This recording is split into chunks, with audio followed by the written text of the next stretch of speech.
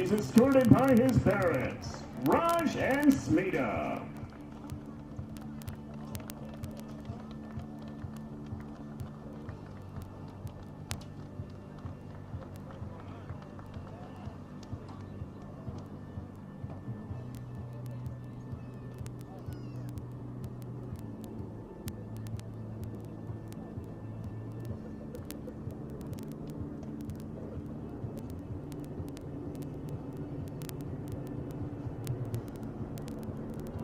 Our next senior is number 10, Jack Sturzik.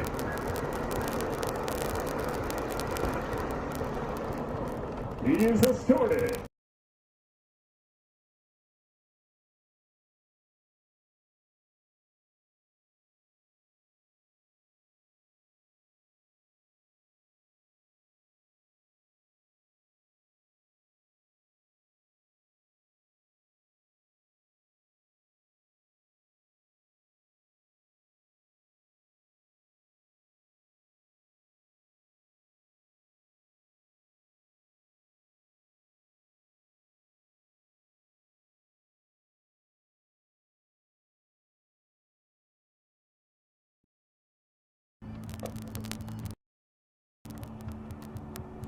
Our next senior is number 11, Evan Yoplin. He is escorted by Andrew and Debbie Yoplin and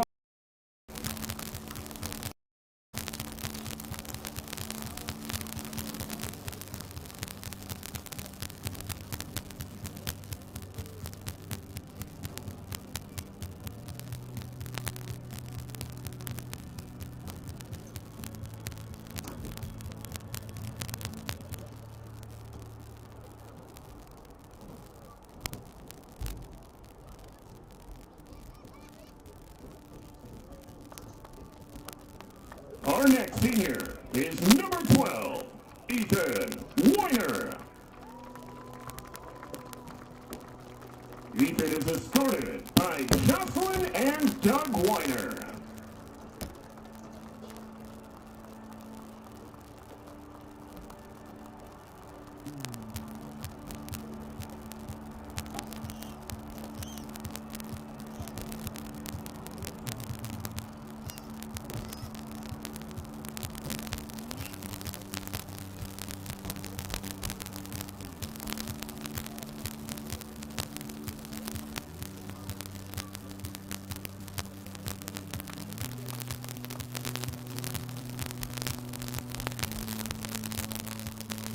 Our next senior is number 25, Hugh Bassett.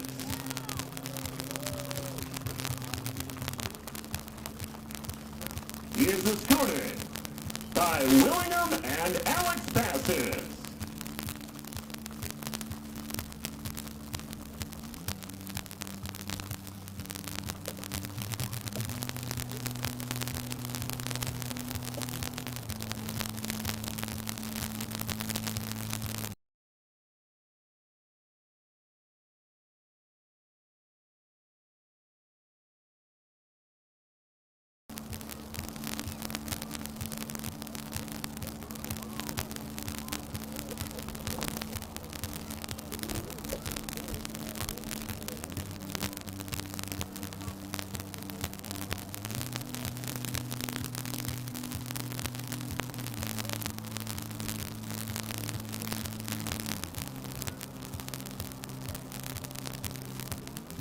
Our next senior is number 72, Zach Schenker. Zach is escorted by his parents, Brad and Ken Schenker.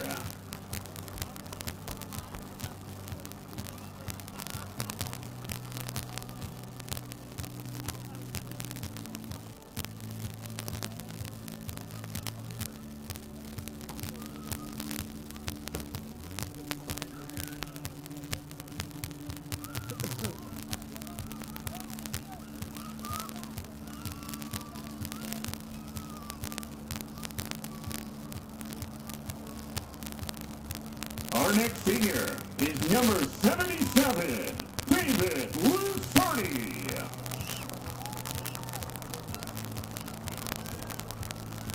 David is escorted by his parents, Emily and Matt Lusardi.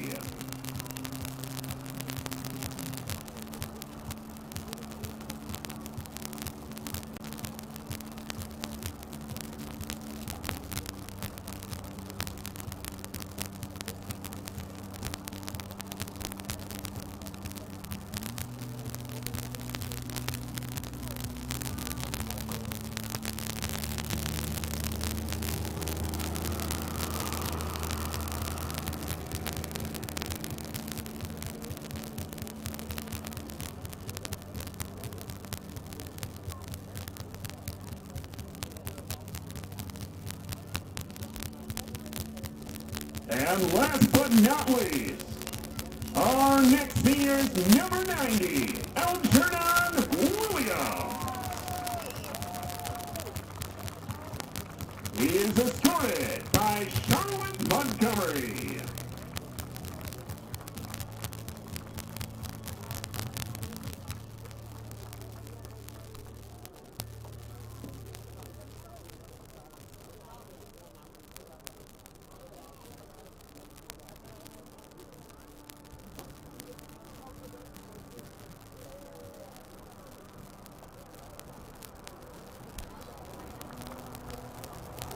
Ladies and gentlemen, let's give it up for our football seniors, class of 2026.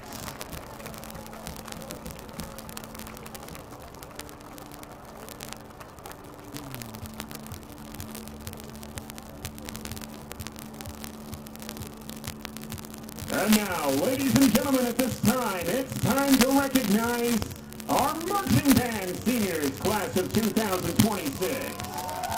We appreciate all of the time, effort, and dedication them and their families have put into Warrior Marching Band. First up is Aiden Arroyo.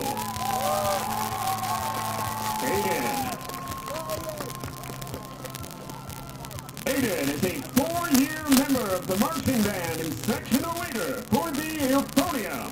He is joined by his parents, Stephanie and Eric, and his little sister, Lexi.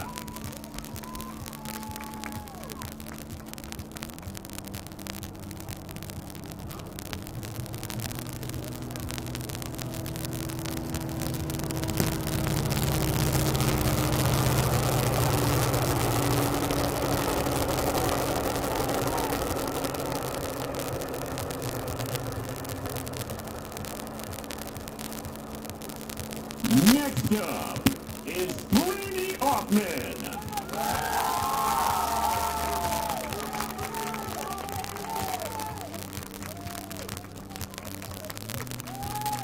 Brady is a 4-year member of the Warrior Marching Band and the snare, drum, and drumline captain. He is joined by his parents, Jay and Christine Offman.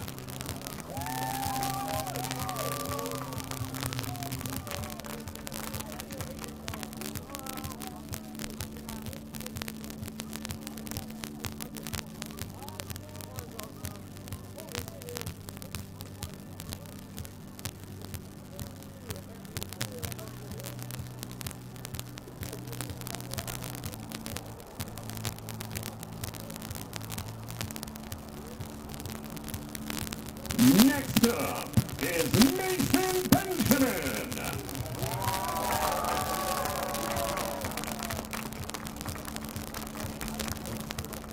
Mason is a 4-year member of the Warrior Marching Band and has been the saxophone section leader for 2 years.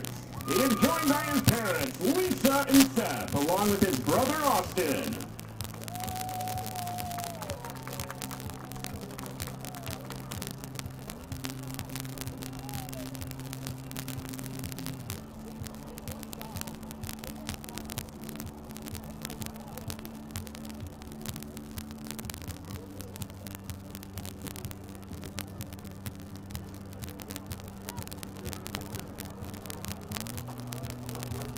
Next up, Madison Blakesley. Madison is a 4-year member of the Warrior Marching Band and plays piccolo. She is the flute and clarinet section leader. She is joined by her parents, Cynthia and Fred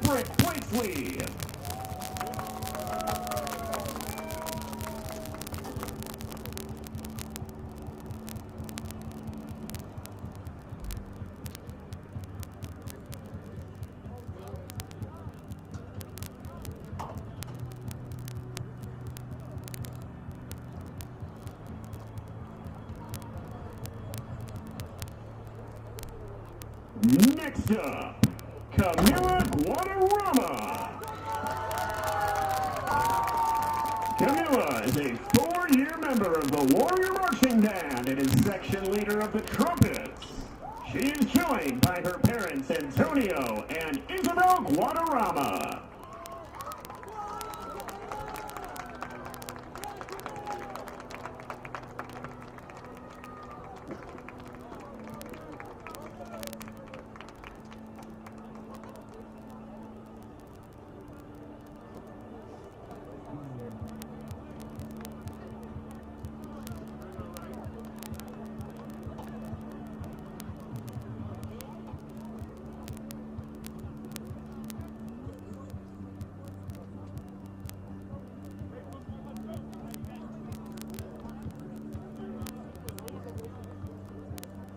Next up, Maddie Katz.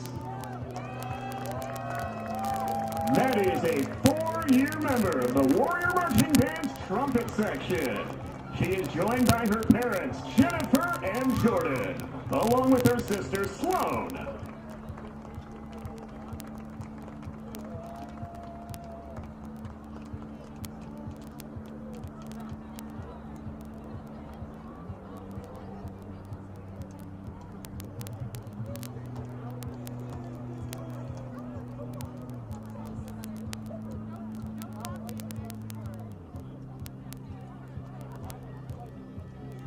Next up, Eric Moyano.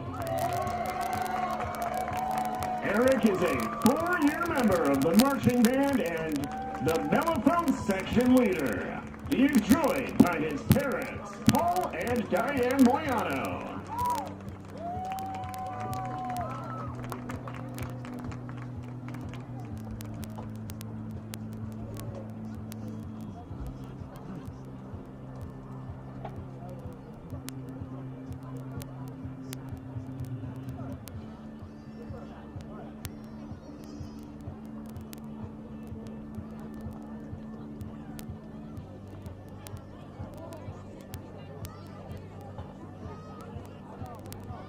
Next up, Mac Novikis. Mac is a 4-year member of the Warrior Marching Band and is the Twins, Toms, and drumline captain. He is joined by his parents, Jenny and Mr. Joe Novikis.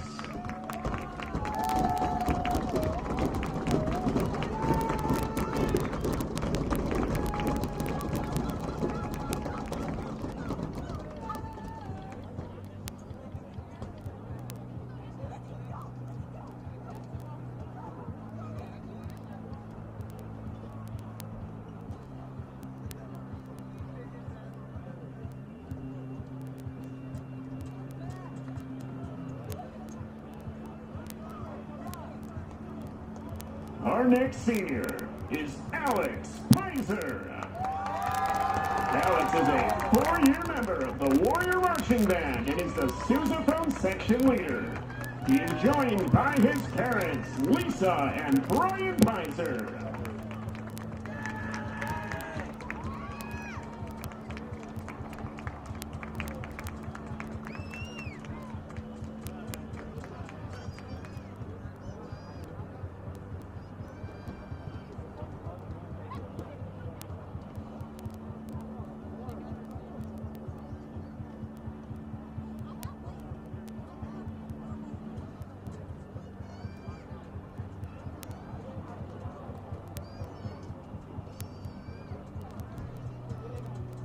Our next senior, Charlie Petig. Charlie is a 4-year member of the Warrior Marching Band saxophone section. He is joined by his parents, Megan and David Petig.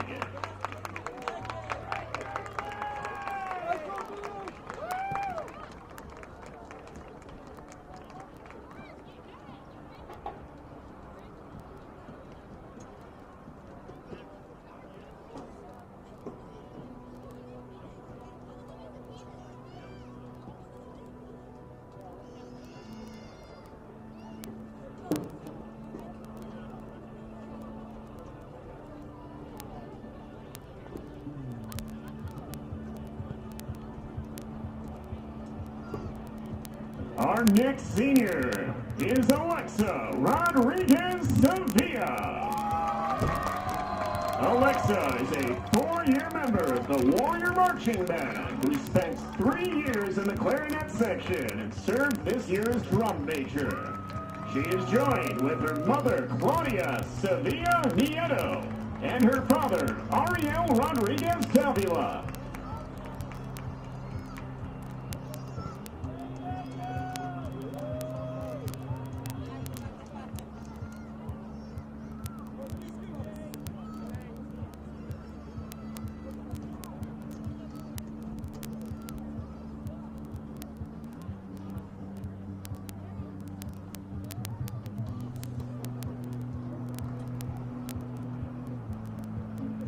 Next up, Grayson Shea. Grayson is a 4-year member of the Warrior Marching Band who also served as trombone section leader and drum major. He is joined by his parents, Ardith and David Shea. He would also like to give a shout out in the stands to his grandfather, Arlo Strait, a retired coach and teacher at Deerfield High School for 31 years.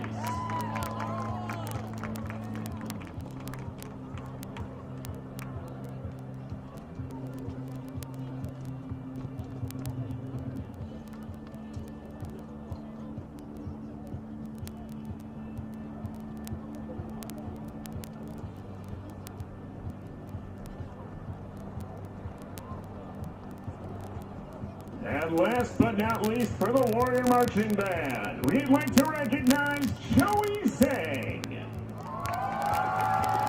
Joey is a 4-year member of the flute section. He is joined by his mother, Michelle Shan, and his father, Hao F. Zhang.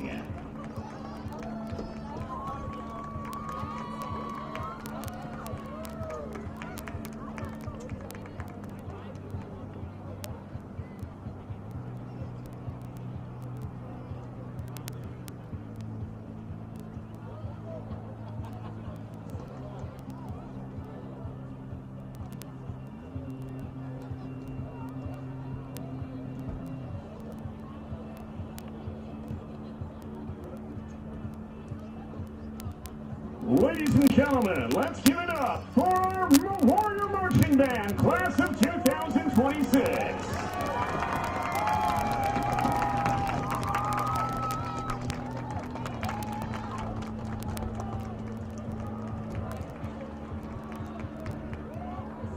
And now, ladies and gentlemen, it's time to meet our Warrior Cheerleading team, seniors class of 2026. First up, Elise Chandler. Elise is escorted by Meredith and Brooke Chandler.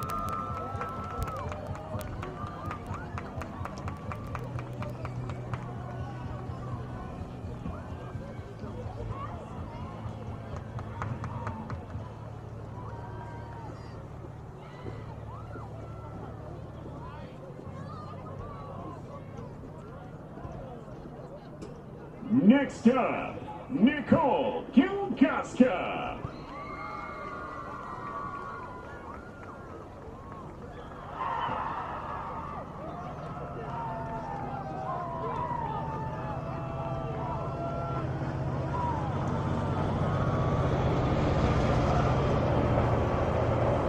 Next up, Lou Holtz.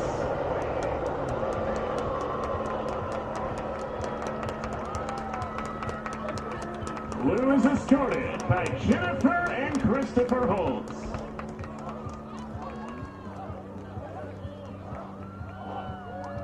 And Nicole Gilgaska is escorted by Mary Carmen Gaska. Sorry we missed that.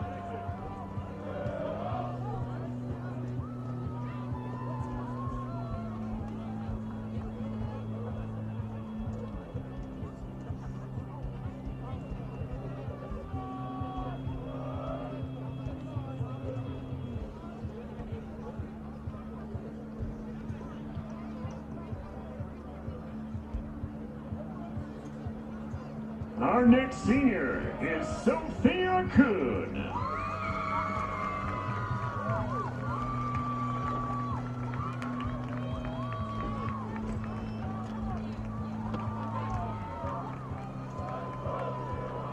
Sophia is escorted by Trisha and Evan Kuhn.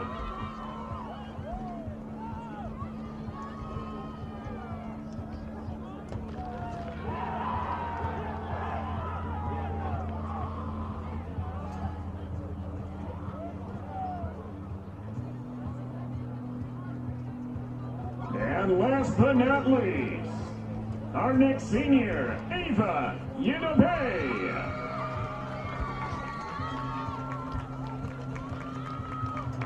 She's escorted by Leslie and Tom Yatabe.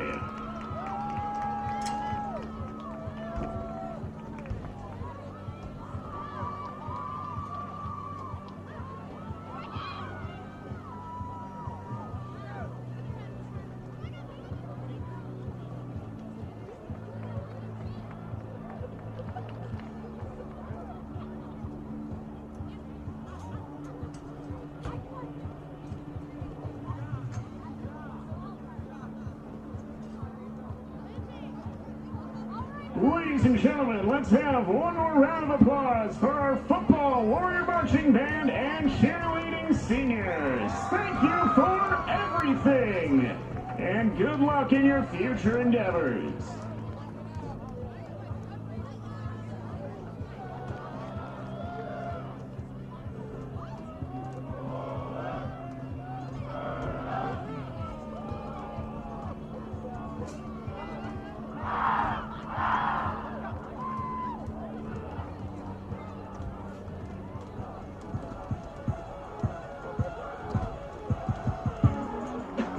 Talking out of their necks when I'm talking out of your mouth. Way too paranoid.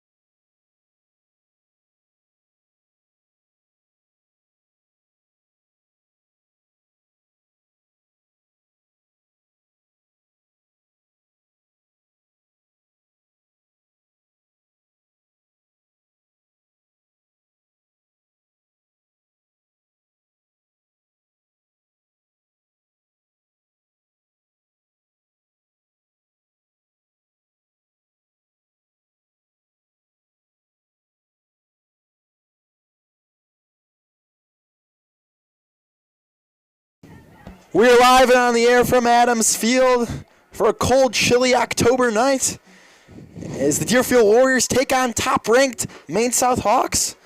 It's quite the battle of David versus Goliath. I'm Drew Weiner, joined alongside Brody Sheffrin one final time here at Senior Day at Adams Field. And Brody, it should be an interesting one tonight. Maine South, a fantastic team, and I'm excited to see what they can bring. Yeah, certainly. Coach Sarah in his 25th year has got his boys up to number 4 in the state of Illinois, and after suffering a 40-0 home loss to Lincoln Way East in week 1 of the season, they have been nothing but dominant the rest of the way, clinching the CSL South already as we head into this final night of play, and they're led by quarterback Jamison Purcell, 4-star, committed to the Indiana Hoosiers, and Drew, there's plenty to say about him and his talent.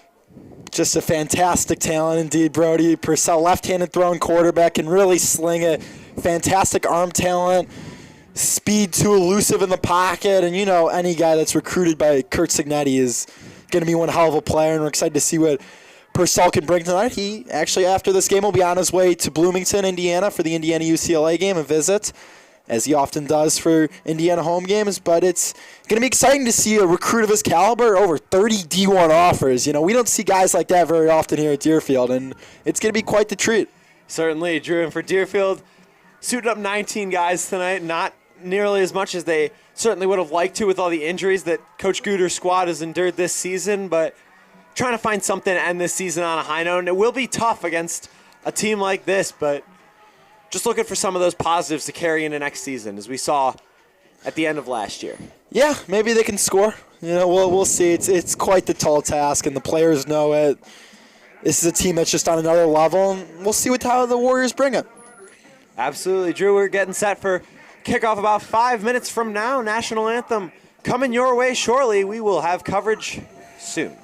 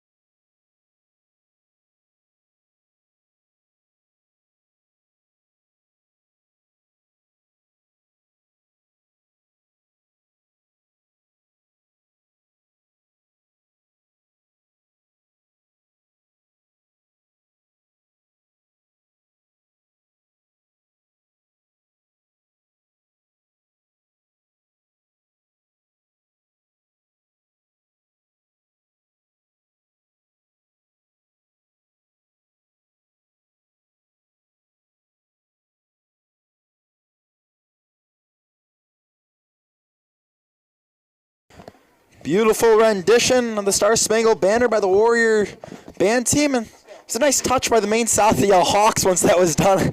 I definitely like that. And obviously today being Senior Day, I like to recognize all these seniors, these hard-fighting seniors on the Deerfield squad. 9 of them this year, Brody. Absolutely, Drew. A big difference from the 21 seniors we had a year ago, but these 9 have certainly paid their dues in the Deerfield football program. All have done a lot, and be excited to see them suit up one last time as they get set to take the field here on this Friday night. Seems like the football team isn't the only shorthanded one tonight. There's only 4 Warriors dance team dancers out there. Be interesting to see if that number changes as we move on through the game. And here come the Warriors breaking through that tunnel for one final time this season. Here come the Warriors. One final time indeed as they look to pull off the shocker of the world. Certainly, Drew. If in the world that Deerfield does come out on top tonight, you will hear storylines about it for days, if not weeks on end. This would be one of the crazier results in high school sports. And I'm going to be honest, I don't know if you could say crazier things have happened. This would be quite the level of craziness if the Warriors can miraculously somehow pull this off. But that's why they play the games. Exactly, Drew. Any given Friday night, as we were talking about pregame, and we watched this Maine South team in warm-ups. They looked very solid. Obviously, very strong team culture from Coach and Sarah. 25 years at the helm of this program that has won 6 state championships and is one of the premier ones in Illinois, Drew. Indeed they are. Coach and Sarah, just a fantastic coach, one of the best in the state. Always has his team at the top of the state rankings year in and year out. Last year they fell short in the quarterfinals. They lost to Loyola 35-14 in a game that way close in the score indicated. We were at that game, Brody, and Maine South for the first half plus had control of that game. Just some costly turnovers by Jamison Purcell. But outside of that, the Hawks, they feel like they could have won that game. Absolutely, Drew. They played toe-to-toe with Loyola for basically the entirety of that game, and Deerfield will receive this opening kickoff. It's like Caden Hamden to boot it off and get this one underway. Jaden Paulzette all alone to return this kick. We saw a little bit of George Olation returning kicks last week, but Paulzette back to his kick returning duties. A fantastic return, man. Yeah, Paulzette's been solid for the Warriors all season. Hamden ready to put toe to leather. So you get this game underway. And we're off. Hamden's kick is going to be received at the 5-yard line. Paulzette cutting up field. Gets hit at the 20, goes down at the 21. Solid return there from Jaden Paulzette, able to wiggle his way through, and we'll get this first look tonight at this Deerfield offense led by Evan Yoblin, wearing number 42 tonight compared to his traditional number 11. That is the number he wore each of the past 2 years as a member of this Deerfield squad. He will be taking snaps under center in this triple option type offense. Drew, what have you seen out of this triple option offense this year that makes you excited about tonight? Nothing. I'm just joking. We've seen glimpses here and there. None of the games that we've broadcasted, but the GBN game, they put up some points, and you see them have a tendency to break some runs loose. As first play, handoff to Q Bassett, a nice run up the middle. It's a solid pickup across the 25-yard line. Absolutely, Drew. That was fantastic start. Not something we've seen a lot from this Deerfield offense so far this season. Q Bassett, we know he can break one loose. He's got track speed. Gained 6 there, and this is one of the keys we talked about all throughout the day, Drew, leading up to the top of this broadcast, where if Deerfield's going to be able to get chunk plays like that, keep possession for as long as they possibly can, keep the ball out of Jamison Purcell's hands. No doubt.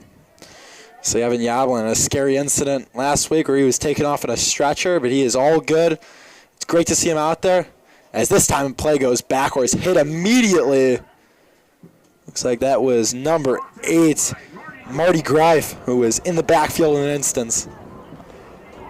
Yeah, handoff went to Bassett, and there was just no room to run. I mean, hit as soon as he touched the ball.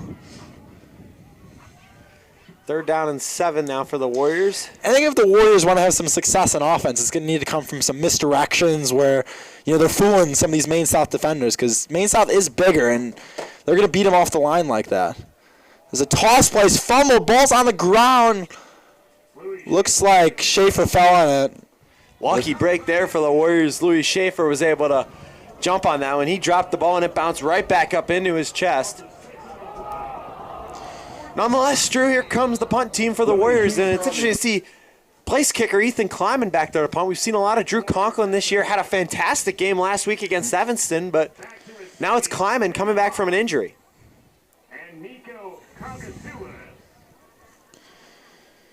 Kakazoulis back to return. He took a punt return back for a touchdown earlier this year, so he's got some wheels. Kleiman, a hang time on that one. Fair catch at the 41-yard line. It was the second return man, Finn Haw, who came down with that. So it'll be good field position for Maine South. And I'm going to correct what I said earlier. Kakazoulis had a punt return called back against Evanston. Finn Haw actually did take one. Nope, I flipped that again. Forget what I said. And we're going to see Jamison Purcell in the Maine South offense for the first time today. Absolutely. Drew Purcell has been fantastic this season, thrown for over 2,500 yards and 30 touchdowns while completing over 70% of his passes. It's his second year as the signal caller for this Hawk offense, and he's in the shotgun on first down. Purcell's going to throw. Nice throw.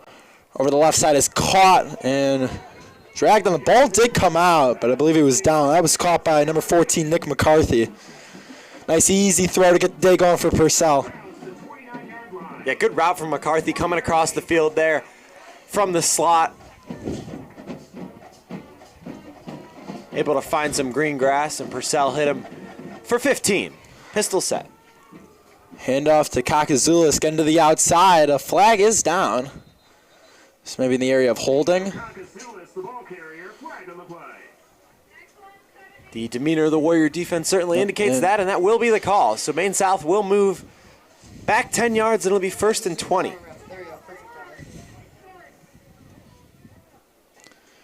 think what's made this Maine South offense so good this year, Brody, is not only Purcell being a fantastic quarterback, but the amount of speed they have on the outside with the receivers. They've really created a lot of explosive plays. And Kakazoulis, also a explosive running back, and this whole offense is built on explosive plays. Absolutely, Drew. They called that an 8-yard penalty. Be 1st and 18. Purcell back in the shotgun. 3 receivers, top of your screen. Their handoff to Kakazoulis. Breaks one tackle, but it's taken down right away by Louis Schaefer. Nice play. Nice tackle there from Schaefer. Able to get a grip on Kakazoulis before he was able to go very far. No gain. Purcell now all by himself. 5 receivers wide. 3 top of your screen, 2 at the bottom. 2nd and 18 for the Hawks. Purcell's going to throw. Got all day. Going deep down the field. Got a receiver. It is caught. Touchdown Hawks. Jake Davis bringing it home for 6, and the Hawks are on the board. What a throw there from Jamison Purcell. Jake Davis able to beat his man and find an opening in the seam, and Purcell hit him right on the money. And we're off. That's a Division I level throw, Brody. Now you see what Kurt Signetti and the Hoosiers like so much. That is a beautiful throw over the middle to a wide open streaking Davis, who's able to catch it in stride and take it in for 6. Caden Hamden now on for the extra point. Just 3 minutes in here, Maine South has struck quickly.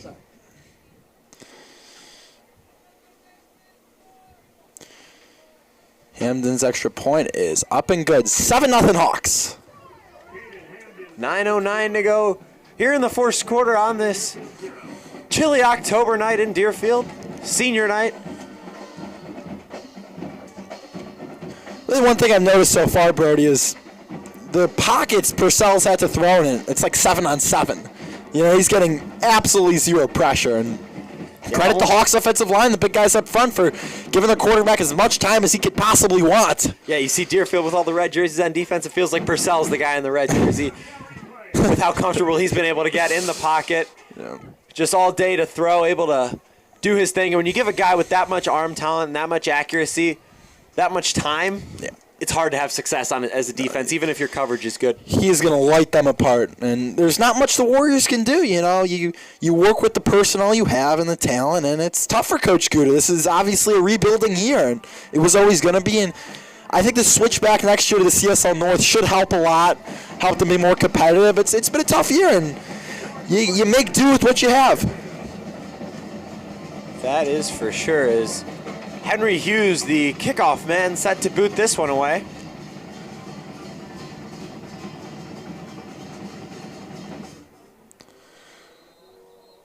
Whistle's blown. There's elation back down to return the kick.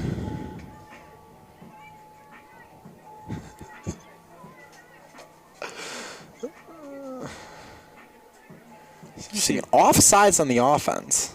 If someone was lined up off the line of scrimmage, normally that's what you get when you have an offsides offense call. I believe that was what happened there. So Maine South will move 5 yards back, and they'll do this again. And Drew, we talked about it earlier. George Elation now back deep for the Warriors. Perhaps a chance for the Warriors to grab some nice starting field position. See if they can take advantage of it, as Hughes will be forced to kick from the 35. See if he's got that college leg to get it 65 yards. You often don't see too many 230-pound kickers, but Henry Hughes is one of them as he's ready to boot this one away. That's a beauty. Elation to catch at the 9-yard line. Has some space to work. Trying to bounce to the outside. A great tackle. And down at the 20-yard line. Dan Egan on the stop. It's a great special teams play. Absolutely. That kick hung in the air for a long time. Fantastic job by Hughes to kick that thing nearly 60 yards with as much hang time as it had. Gave Egan and that Maine South kick coverage team plenty of time to get down there and make a nice stop.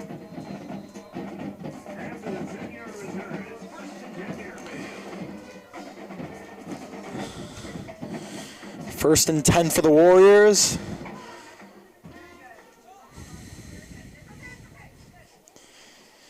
Be interesting to see what Deerfield does on offense and what they're going to try to do, because it's going to be tough sledding all night long. Let's see what Coach Guda has up his sleeve. Yablon pitches it to Belden, and that's going nowhere. That's going to be a loss on the play.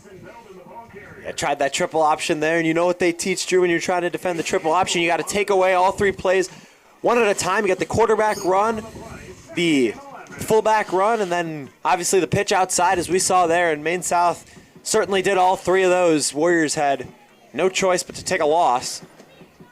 You know, looking at these two teams at the line of scrimmage, Maine South obviously much bigger, and I think the answer is no, but even the Warriors ponder maybe, I know it's a foreign concept, but going in the shotgun to give themselves just a little more time.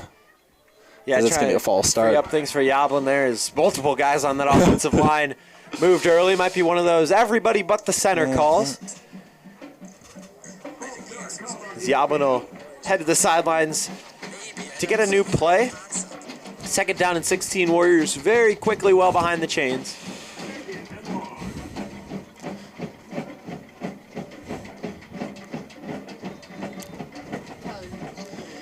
You know, Coach Guda, you know, there's just, you know, you wonder what your offense is going to look like, you know, what you're going to do, and it's just going to be hard. Like, it's hard to compete against a team like this.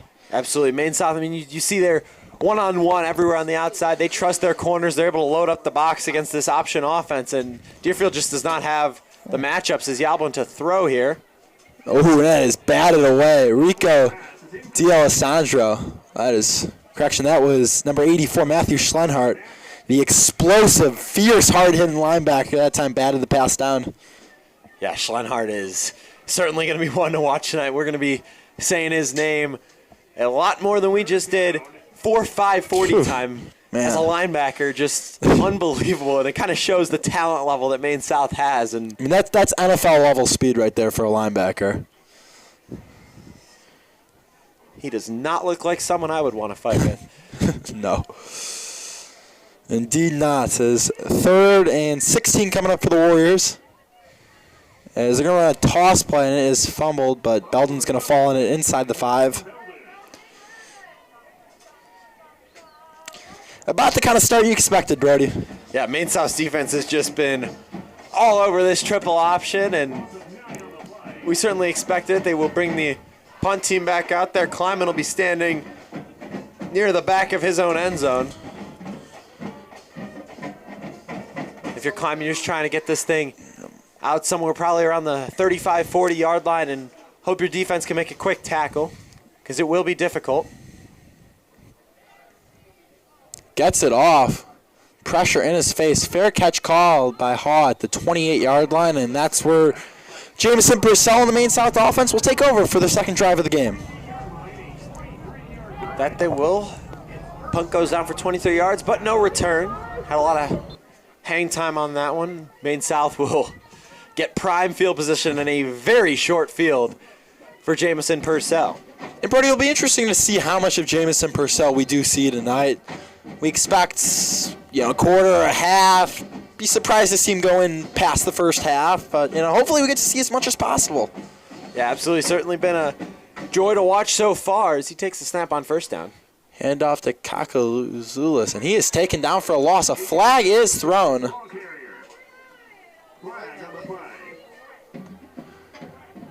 Call a face mask. That's on the offense. Oh no, they corrected to the defense. I did not see a face mask on that play. Yeah, Captain Jack Sturzik was furious there after that call. You could see his frustration with the official. Some big boys in the stripes today. Yeah, the refs certainly came to play. Got a lot of left guard size builds there. And you love to see it, Drew. Just plain old football guys. Indeed.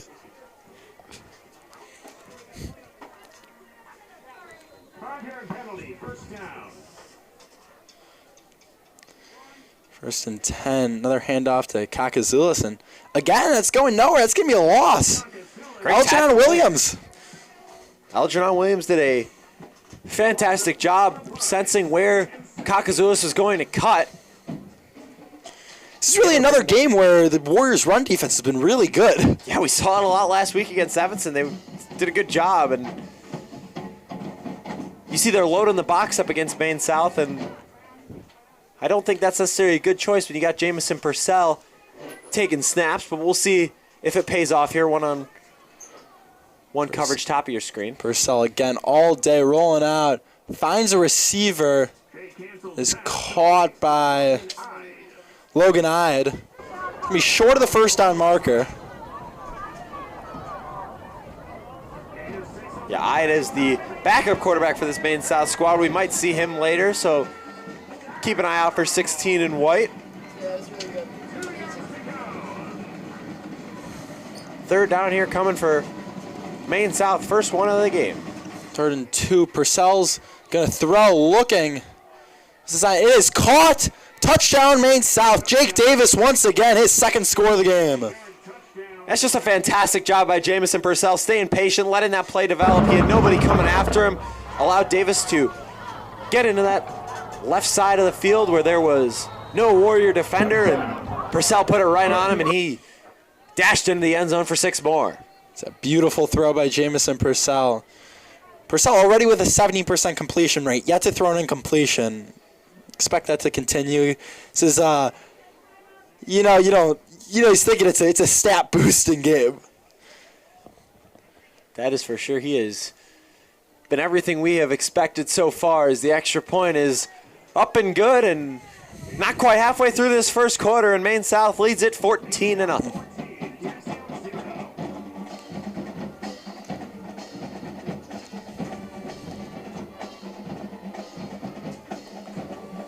Once again, we thank you all for tuning in on this senior night live from Adams Field at Deerfield High School.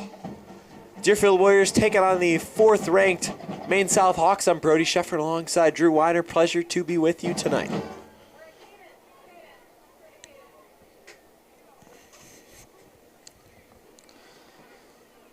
This will be the 3rd kickoff for the Hawks in the with 6:10 left in the first quarter, and I imagine we'll see that unit a lot more. Maine South kickoff unit led by Henry Hughes has been fun to watch so far as he will It's going to be Hughes stroll again. back out there.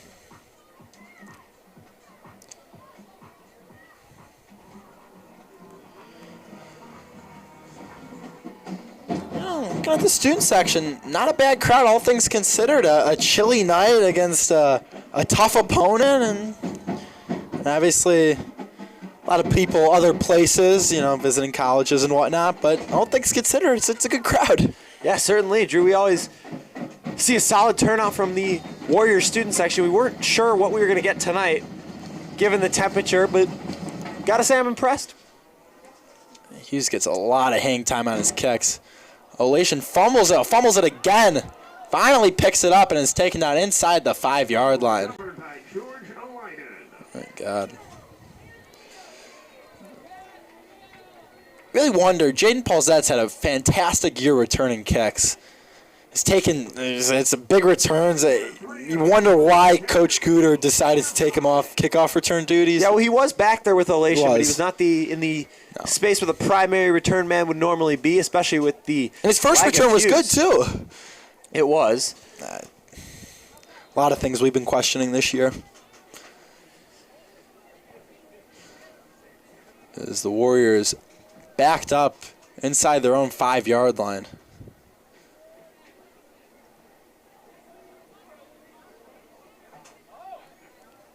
Hard count from Yablin.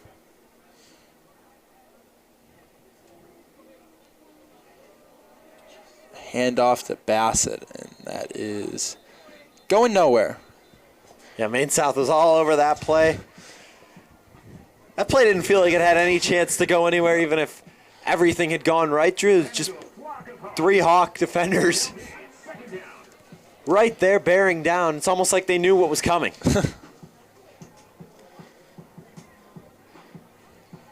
You watch enough film, it gets predictable. There's really only a few plays that the Warriors, flip-flop between.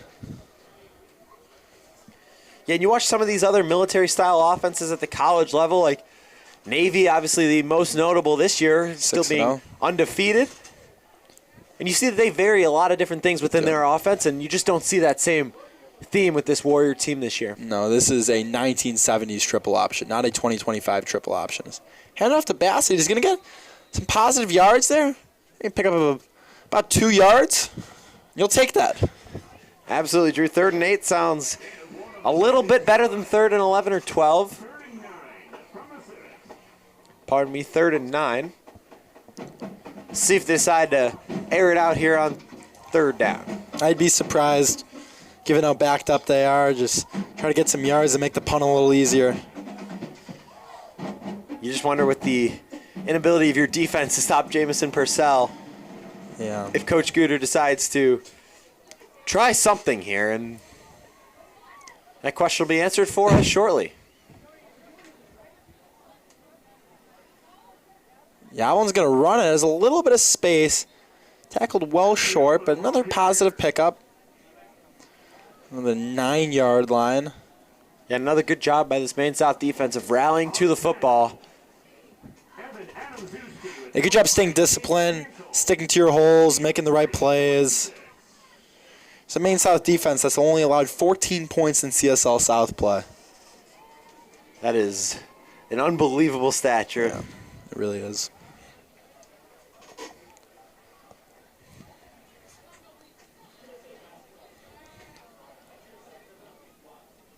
Climbing with a nice boot. Fair catch called for at the around the 37-yard line by Kakazoulis. And quite frankly, Brody, the one way to put it is Maine South is too good for this conference.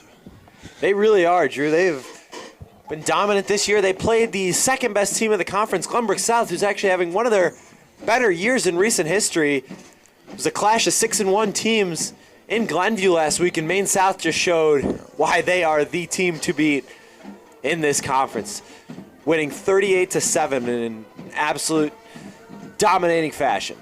Purcell throw over the middle is caught. Finn Haw, it's a foot race to the end zone. He's tripped up by Erdman. A touchdown-saving tackle by Carter Erdman. Flag all the way on the near side.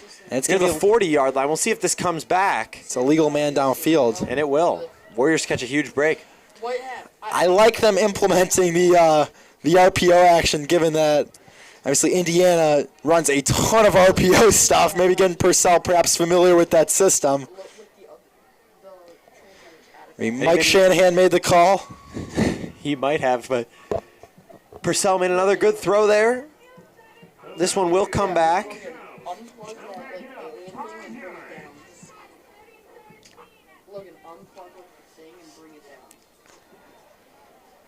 Ball spotted at the 41-yard line of the Warriors.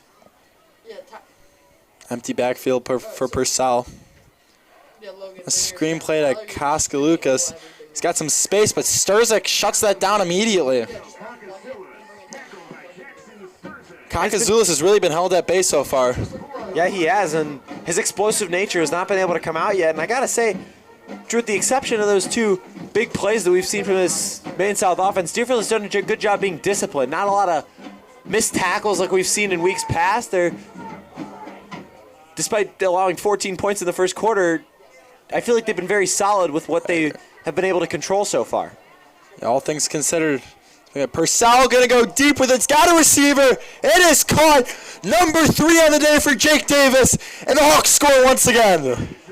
Oh, my goodness, Drew. This is the Jamison Purcell we look to see as we'll take another look at that. You saw Davis wide open down the seam again. It looked like the exact same play as they scored on the first touchdown, and Maine South has blown this thing wide open just 9 minutes into the game. My goodness, Purcell having a day, yet to throw an incomplete pass, and Jake Davis having a day as well. Touchdown number 3 in the first quarter. What a show we have seen so far from the number 4 team in the state of Illinois. Extra point is up and good. And if you're coaching Sarah, you got to be absolutely pleased with the way that this game has been going so far. And honestly, you could keep Purcell out there for as long as you want. He's not getting touched. You worry about the potential injury, but no Warrior has laid their hands on Jamison Purcell. Yeah, you saw Lasardi get a decent pass rush there around the edge, but Purcell got that one out pretty quickly, and Davis's speed was too much for any of these Warriors defenders to handle. Yeah, I mean, taking a look at Jamison Purcell, 31 D1 offers, 21 Power 4. Really, a highly sought-after guy. Ended up committing to Indiana and Kurt Signetti, and looks like a great decision with the way Indiana's program is rising, number 2 in the country, one of the up-and-coming, the rising superpowers in college football, and I expect Jamison Purcell to have a very successful career there. Absolutely. We got the opportunity to see Johnny O'Brien play a year ago from Fremd, and very similar players. They are both very similar players. We saw O'Brien do a lot more with his legs in a game that was obviously a little bit more competitive than this one. Against a much better Deerfield team. But we've seen some similarities with the arm talent of both those guys. Both left-handed quarterbacks. Both very strong left-handed quarterbacks that can certainly sling it. Another high kick. This time Paulzette is back there to return. Shaden Paulzette has nowhere to go, taken down at the 16-yard line. Yeah, nice tackle there from Evan Adamczewski. 5'10", 180 linebacker who also plays baseball. How about that?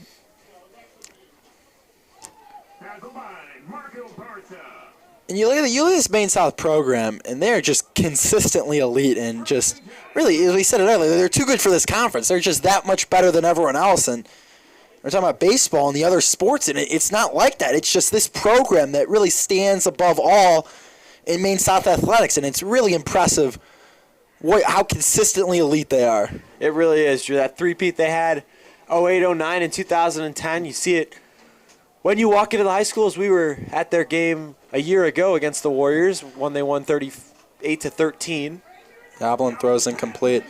And the CSL South is known as a very competitive conference in most sports, but you come to football, and it is just domination from Maine South, year in and year out. And credit Coach and Sarah for what he's built, because it has been nothing short of spectacular.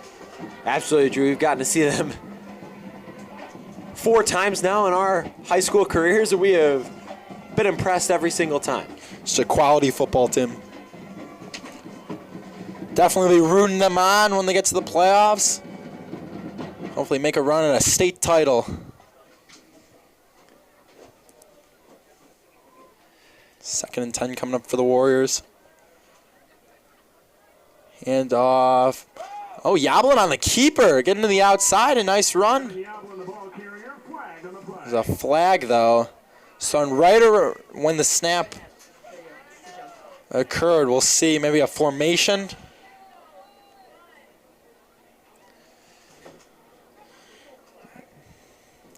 These refs have never missed a meal. Officials still no flag. No flag. So it is a nice gain there for Evan Yoblin. I love it, though. You know, these guys, you tell they played, they're hard-nosed guys, you know. And, you know, they did play, obviously, offensive linemen. They know the game well, and they got a good feel. And yeah, I got to say, Drew, years past we've had some issues with some bad calls, and in the games we've seen this year, officials have done a very good job, so credit the IHSA for that. And hand off to Bassett. He's going to have the first down and more up across the 35-yard line. Much to the excitement of this crowd, a big roar there for Q Bassett as Deerfield converts their first down of the ball game, and ball now spotted at the 37. Nice pickup from the Warriors. Their first down of the game, and an impressive run from Bassett.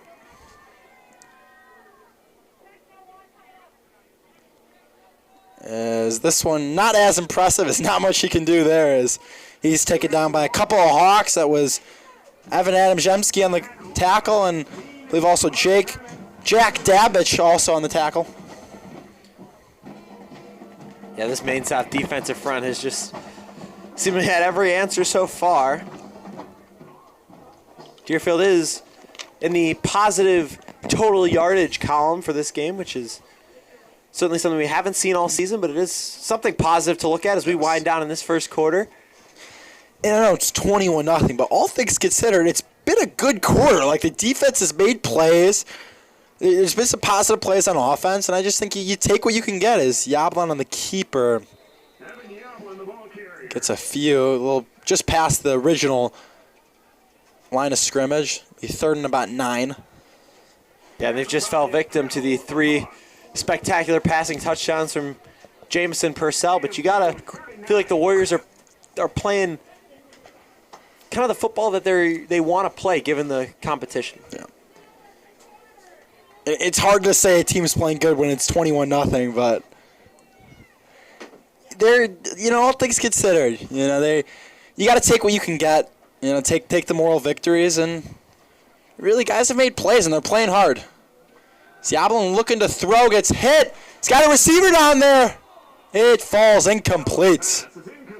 He's looking for Conklin. Also Sturzik in the area, broken up by a couple of Hawks defenders. Yeah, very nice play there from Dan Egan, who we've seen on a couple instances so far tonight. Seems like the Warriors are keeping the offense out there.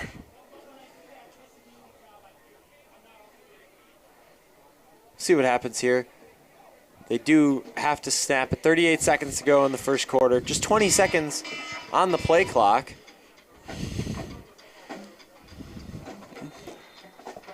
As it's like a timeout called by Coach Guter.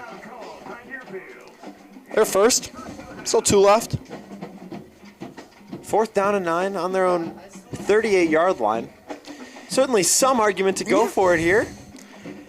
And I think, obviously after last week's game, I think there was a certain frustration from everyone about the lack of maybe want to win, the acceptance of losing, especially when you have both a 30-yard line with 40 seconds left. The other team's 30-yard line, you let the clock run out. I think it's good to see kind of the fight and the coaching staff maybe having a little more confidence in their guys saying, go out and try to make a play, try to make something happen, give them a chance. Absolutely, Drew. We talked about it a lot at the end of the first half against Evanston, the absolute disaster of a series that took us into halftime with the score 28-0. Looks like it will be the punt team out now. Which is a respectable decision. I understand that. Absolutely. No doubt. It's like Maine South wasn't really expecting it and send out Finn Haw to return the punt. It's not only one man back there. We saw Kakazulis out there earlier with Haw, but this time just Haw. High snap. Kleiman really gets some serious hang time. Fair catch called at the 35-yard line. And so far the worst starting field position the Hawks have had. Yeah, I believe this is the first play that they've ran in their own territory tonight. Here with 31 seconds to go in the opening quarter. How often does a team have 21 points and have yet to run a play in their own field position? I think you credit the Maine South defense for that. Absolutely. They have been nothing short of unstoppable so far tonight. Jamison Purcell still out there for drive number 4. Is 3 for 3 on touchdown drives. Got 3 touchdown passes, yet to throw an incompletion. Hand off to Kakazulis. Is dragged down by Zay Bassett. Nice tackle there from Bassett. Zay Bassett, the brother of Q Bassett, one of the more fun players on the team. Guys like being around him. He's such a positive energetic guy. Getting to know Zay, just a great guy to be around. Absolutely, Drew. He certainly brings it every time and is trying to provide a spark here. Their handoff to Kakazulis. He's going to come up a yard short of the first down marker. And again, the Deerfield run defense has been really solid. Yeah, Maine South just 4 yards on the ground. If only there wasn't a 121 in the pass column. Might have ourselves a little bit of a game here as they'll put 12 minutes on the clock. We'll get set for the second quarter. Back in 30 seconds.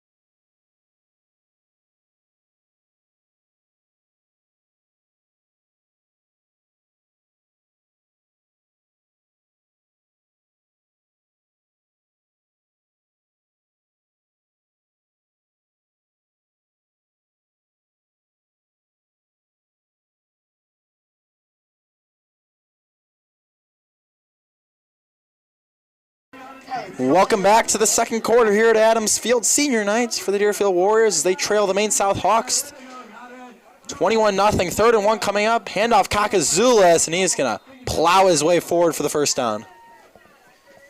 Yeah, at first glance I thought the Warriors might have stopped it, but then I realized we are heading the other way, going south back towards the high school in this second quarter for this Maine South offense. You can tell Coach Sarah maybe hasn't been pleased with how his run game has been operating so far. 3 straight runs to open up this drive. Perhaps trying to get it going, and this time Purcell is going to throw. As all day has space to run. He's going to throw, and it goes through the hands of Finn Haw. Yeah, felt like Purcell could have made that throw a little bit easier with Haw being wide open and nobody really anywhere close to him, but tried to fire one in there, and Haw was not able to haul it in. A little too much mustard on that one. The first incomplete pass of the game for Purcell. Deerfield trying to get the Hawks behind the chains and get their defense off the field for the first time tonight. Warriors bring pressure. Purcell breaks out of 1 sack. Directing his receiver upfield. Incomplete, but a flag comes in. It's going to be pass interference. Yeah, I was looking for Nick McCarthy there, coming down the right sideline at the bottom of your screen, and it was a pretty textbook pass interference there with Belden getting there just a little bit early. Yeah. Did not turn his head too, and yeah, you can argue that all you want. Maybe wasn't a lot of contact, but that's going to be called 9 times out of 10, Absolutely true. especially at the high school level. Yeah, it was good coverage up until the ball was released, and then Belden made the contact, and Hawks will get the first down. Good improvisation from Purcell being able to get out of the pocket. A little jet sweep there. So I believe that was Kakazoulis. Getting a short pickup. Not able to get much.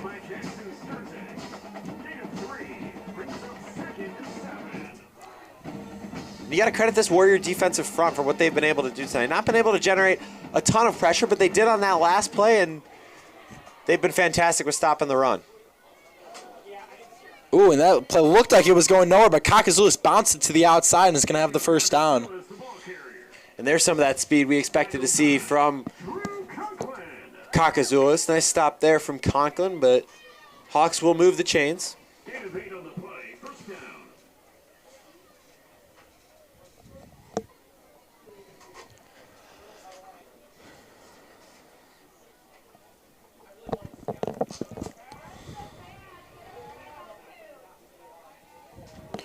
First and 10 at the 25-yard line. Purcell looking to throw.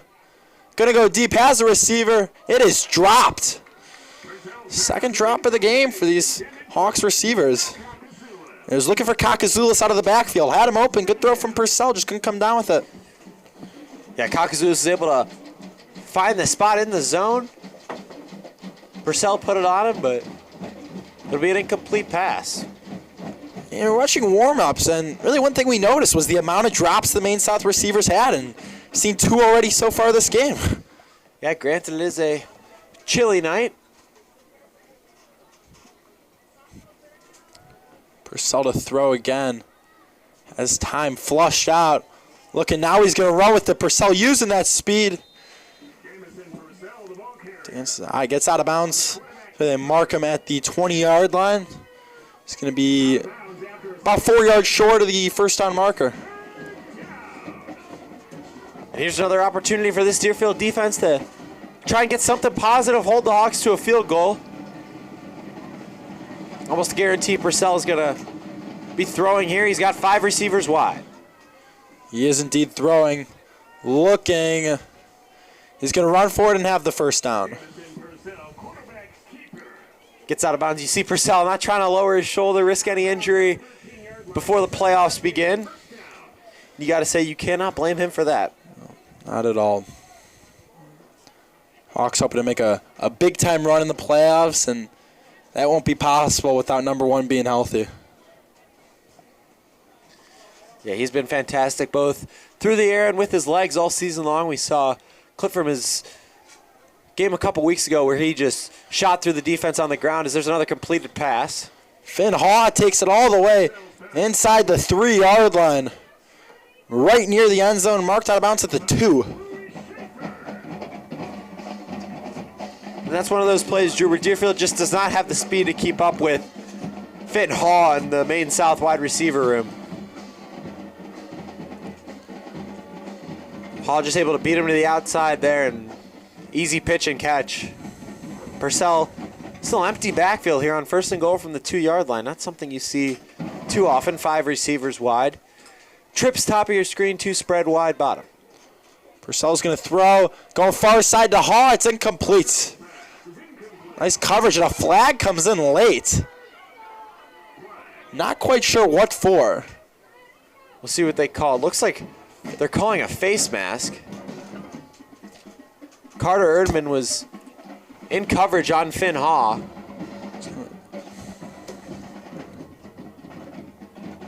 See what the call Waiting is. for the signal.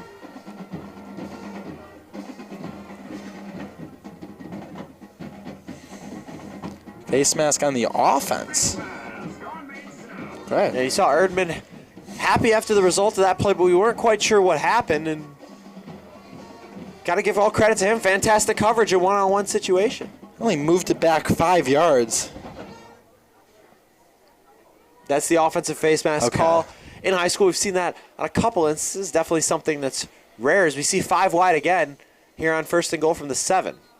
As looks like some movement from the Warriors, and that's going to give Maine South the yards right back. Lose 5, you gain 5. So we'll do it again. Back at the 2-yard line, 9:33 to go here in the opening half. 2-yard penalty. It remains first and goal. First and goal for Purcell and the Hawks, looking to punch it in. Yet again, empty backfield. Purcell's going to throw, looking over the middle. It is caught, brought in by Finn Haw. Touchdown, Maine South. Finn Haw, 3-yard touchdown. We'll take another look at that. Purcell was all by himself. Another clean pocket, able to get it out quickly and right into the breadbasket of Finn Haw, and it's 27-0 Maine South.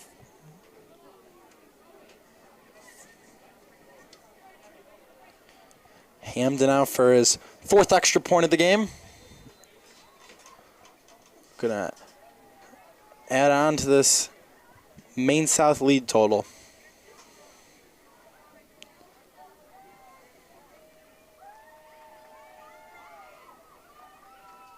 Barely got the snap off, but the kick is up and good, and Maine South now leads 28-0. It says 27-1. I don't think anyone would have any problems with them giving Deerfield that point. How often do you get a game that ends with one team scoring 1 point? The 1-point safety, certainly a rarity in the sport of football, but we've seen it happen in the past. 2013 Fiesta Bowl, Oregon-Kansas State comes to mind. I believe there hasn't been one since then. Yeah, and there wasn't one there, No. despite the scoreboard operator getting a little too excited, and Maine South will get set to kick this one away again. 9:29 to go in the first half. Here on Senior Day, Deerfield trying to get something generated on offense. This will be their first possession of the second quarter.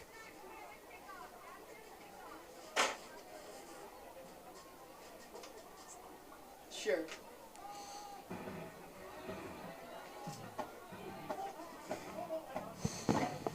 Once again, we thank you all for joining us on this Friday night Senior Day here at Deerfield High School. It's funny.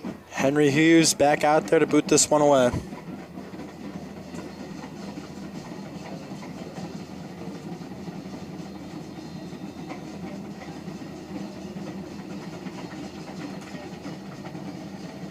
Now George Olation to return. Flip-flopping between him and Paulzette. Olation catches it inside the 5, looking to make something happen.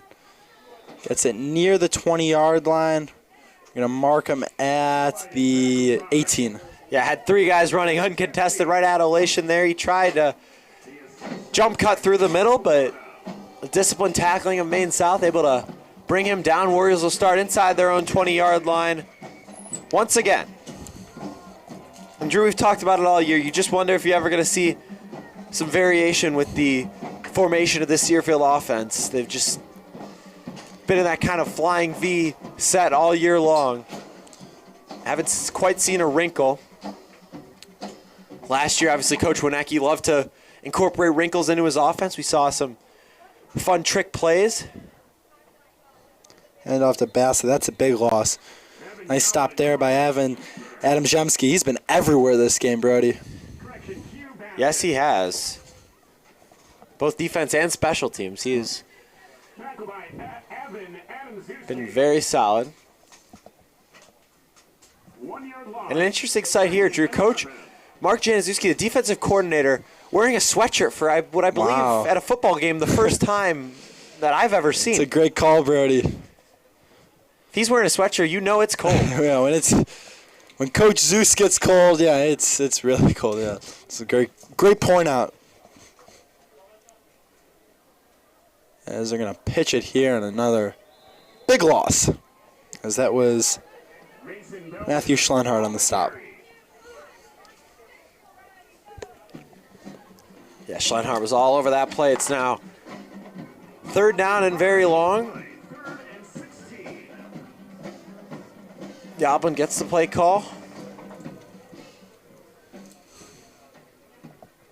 Goes into the huddle, and you got if you look at this entire season for Deerfield, Drew, like 1-7 appears to be finishing in a 1-8 season, and it's nice to have gotten that win. That means a lot to this program. It really does, and it's quite the difference. A winless season is just it's tough, and to have that win is crucial, and it kind of makes some of it worth it. Obviously no one likes going 1-8, losing as much as they have as Yablin takes a big sack there.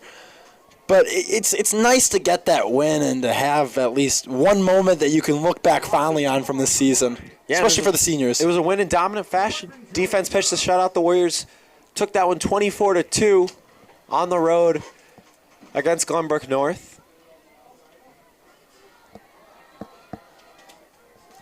And you look ahead to next season for the Warriors.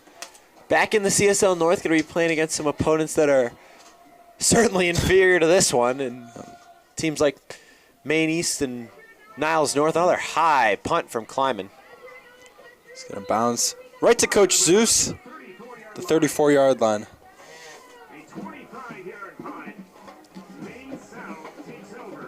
And Finn Haw is yet to have an opportunity to really return a punt tonight. Drew Kleiman's with all these super high kicks, not allowing that big play to happen on special teams. And on the bright side, Brody, basketball season starting up soon, and there's a lot to be excited about there. Certainly, Drew coming off a sectional final appearance a year ago, 24-8. Oh, we have a change at quarterback. Jamison Purcell is out. Logan Ide is in. Not sure if it's Ide or Ide, but he's going to go there wide open. It was dropped. My goodness, he had a wide open Nick McCarthy who could have walked in for a touchdown. You know what they say, catch before you run. And Drew, it seemed like he was almost too open there. He had what looked like turf. I mean, within a 5-yard radius of him, there was nobody there. It was a good throw from Ide, and just could not haul it in. Yeah. We talked about the drops that we saw in warm-ups from these Maine South receivers. That's drop number 3. It's carrying over to the game, and it's been really the only negative for Maine South so far this game. Not sure if these Deerfield balls are any harder to catch. Pressure comes, and he is taken down. Zay Bassett with the sack. Wow, Drew, what we thought was going to become 35-0 now is 3rd down and 14 for Maine South. Fantastic play from Bassett, who has been the best player on this Warrior squad so far, and it frankly hasn't been close.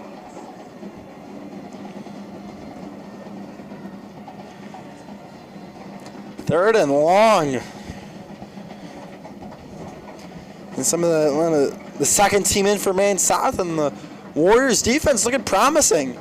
That is quite the rush from Zay Bassett off the edge. See if Deerfield can get off the field here and force a punt. Ide looking, rolling out. He's going to run with it as a ways to go, and he's going to be pushed out of bounds at the 30-yard line, short of the first down marker. Out of bounds at the 31-yard line. Kick will be 48 yards from here. Got to imagine Maine South is going to go for it, but this is one of those opportunities, Drew, where if you're Maine South, you can really test your kicker's range, especially come playoff time. This could be this might be pushing it up.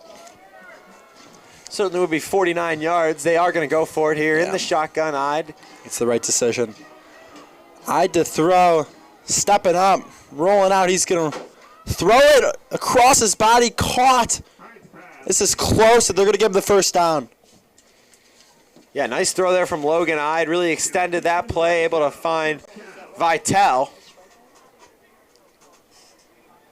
Kind of just stayed patient there. Looked like he might run it. Had Sturzik bearing down on him, but able to release that thing just across the 20, which was the line to gain, and Maine South will move the chains.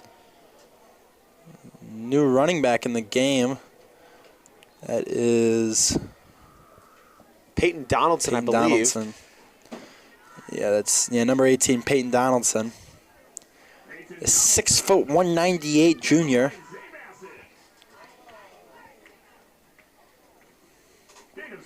We were talking about earlier, how much we'd see out of the first team offense from Maine South. And guys like Purcell and Jake Davis, and we saw 4 drives. There's Ide on the keeper. Ide with space. in his ankle tackle at the 2-yard line. Yeah, Rohan Rai, the senior, on the stop there.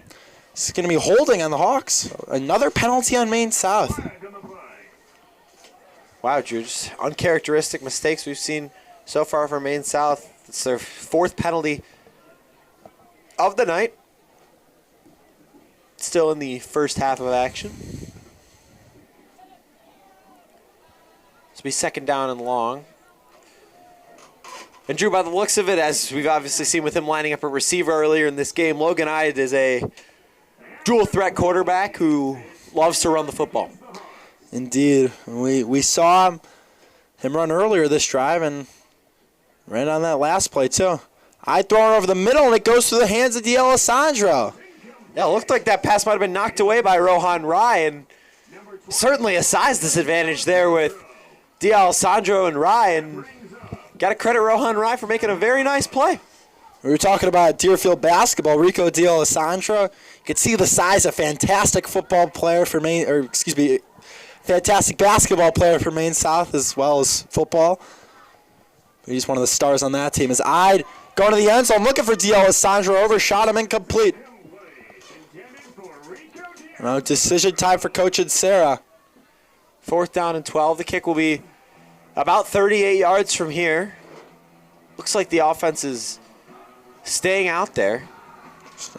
Back-to-back targets for D'Alessandro down the field. Obviously not ideal kicking conditions. It's a cold night. Not much wind. You can see the flags barely moving on top of the goalpost. Coach Sarah elected to leave his offense out there at 4th and 12. The second 4th down on this drive. Warriors trying to get their first stop of the night. They bring pressure. I'd step it up. Look at end zone. It is batted away, incomplete. A nice play by Jaden Paulsett, and the Warriors get the stop. Wow, Drew, you wondered if the decision to go for it on 4th and 11 was the correct one. They took a shot to the end zone. Not a bad throw by Ide, but just fantastic coverage from Jaden Paulsett, and the Warrior defense gets their first stop of the night. A really promising drive. The Warriors defense, really not much going at all for Maine South, and they get the stop. I think the big key is starting to generate pressure. Absolutely. They've been able to put the quarterbacks of Maine South under a little bit more heat in these recent sequences, and they've had a lot more success. It's a false start there on the Warriors. Just a killer to start this drive. With a 5-yard penalty, you get a little bit of momentum after your defense gets to stop, trying to do something positive on the offensive end, and that 5-yard penalty certainly does not help that cause. 4:44 to go first half.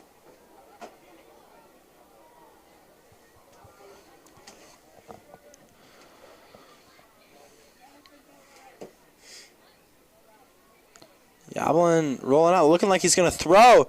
Going to go deep with it, at a receiver, but over the outstretched arms of Conklin. Yeah, it looked like he was looking for Glick there. Oh, Glick. Correction, yeah. Over the middle, fantastic coverage from Maine South, specifically Sean Sladkey. Yeah, brother Jack Sladkey. He did.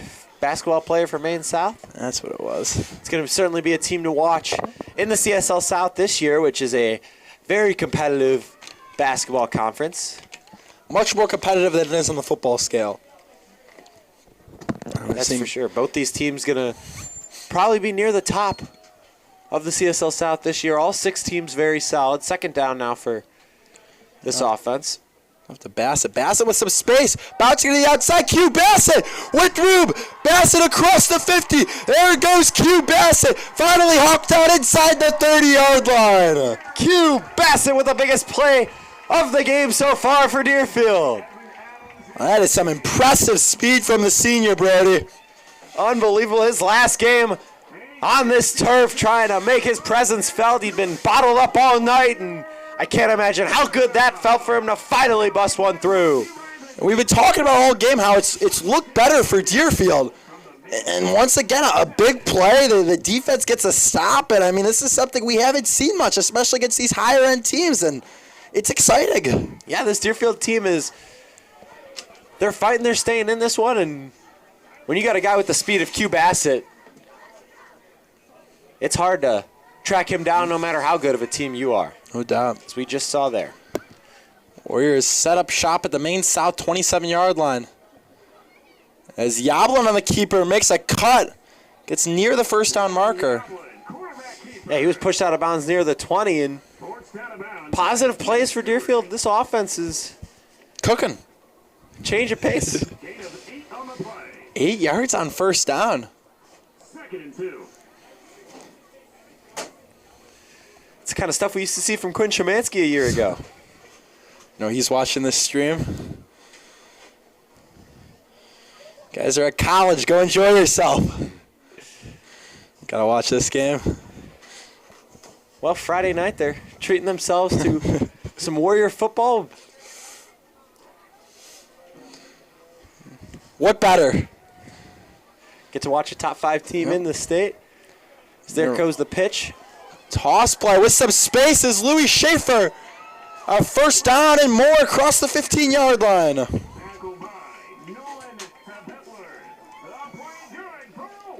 And look at the Warriors' offensive line getting some serious push up front. Heard the big boys, David Lasardi, Zach Schenker, making it happen. Yeah, seniors, they are getting it done in their final game.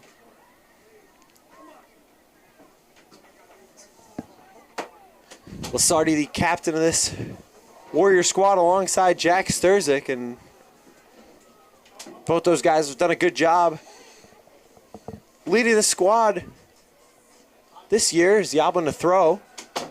He's going end zone to Sturzik. Incomplete, but a flag is thrown. That is going to be pass interference. They're going to tag that 25, Robin Pavlich.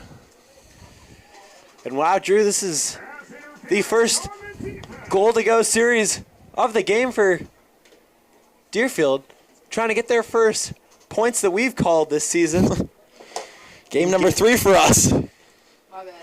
And this is certainly the best scoring opportunity we've seen so far for the Warriors. It's first down and goal on the Maine South 7.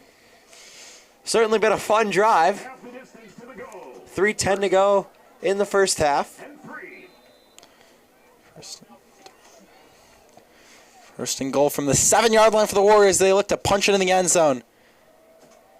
Yablon on the keeper, cutting up field, is taken down inside the 3-yard line, marked down at the 2.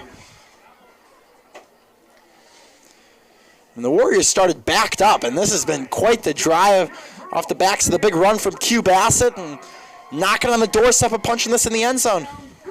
And now it's first down and goal for the Warriors. That last play was 2nd down and 3. Apologies for missing that one. And what a drive. Interesting, a pass interference didn't equate an automatic first down. Yeah, definitely an interesting call. Might have been a hold. Could have been, but normally a defensive holding is also a first down. First down and goal on the 2. Yablon's going to keep it. Falls forward. It is in the end zone. Touchdown, Warriors. How about it? What a drive from this Deerfield offense, and it is capped off with an Evan Yablon 2-yard touchdown run. That's got to feel good for Yablon after being taken off at a stretcher last week. Worked hard, got back on the field, and is in the end zone for 6. Absolutely, Drew. I talked to him this morning. He said how badly he wanted to play tonight. And what better way to show your presence than to punch it into the end zone. Touchdown, Deerfield. Unbelievable. And, Drew, you know what that means. Of all Deerfield touchdowns for the first time this year, we get to say are brought to you by Banner Plumbing. Not sure if they still sponsor us, but in our hearts they do. Absolutely, Drew. And this is, again, the first time this year that the cheer team has been able to run those flags down the straightaway of the track. Score is now 28-7, and I gotta say, I was incredibly impressed with this Deerfield offense this last drive. Even if it was against the second-team defense of Maine South, still very impressive the way they were able to move the ball and continue to work positive plays. Hey, you take what you could get, and that was just a fantastic drive. It's got to feel good for the Deerfield sideline. You can see how excited these guys are. Maine South's only allowed 14 points in CSL South play. And the Warriors punched it in after being held scoreless the last 2 games. Unbelievable, Drew. Yep. We talked about how anything could happen on any given Friday, and Deerfield getting in the end zone I don't think was something we had on our bingo card. Oh. But here we are, Drew. Kleiman set to boot it away, and it's not the start of a half. After this is our 3rd game doing it, it's been nothing but zeros. It's to see these, they break the goal line and score. These guys are just so excited. It's an exciting moment. It certainly is. Never Let me been see a surprise onside kick here. Why not? 2:33 to go. Kleiman to kick it away. It's a short kick that is going to go out of bounds. Looks like Kleiman kind of chopped his feet as he ran up to that one, so it'll be good field position for Maine South. Believe it's the 35-yard line is the rule with kicks out of bounds. The kick going out of bounds results in a penalty. It's first down, Maine South. We'll have to confirm that with you. It looks like they are going to mark it at the 35-yard line.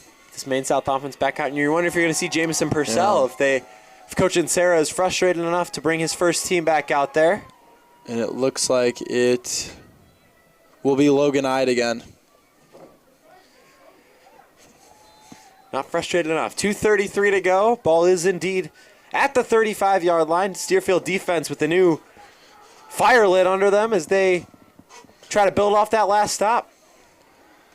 Ide's going to throw, going deep, and he well overshot his receiver. Great coverage by the Warriors defense. That was safety Carter Urban who came over and really had very tight coverage on Keaton Virel. And you see him wearing number 21. His brother Harrison wore that last year. An outstanding safety for the Deerfield Warriors. And Erdman showing some of that same potential, only a sophomore. Yeah. Nice play, Warriors, and a zone look. Had some safety help from Urban who came over and made a nice play.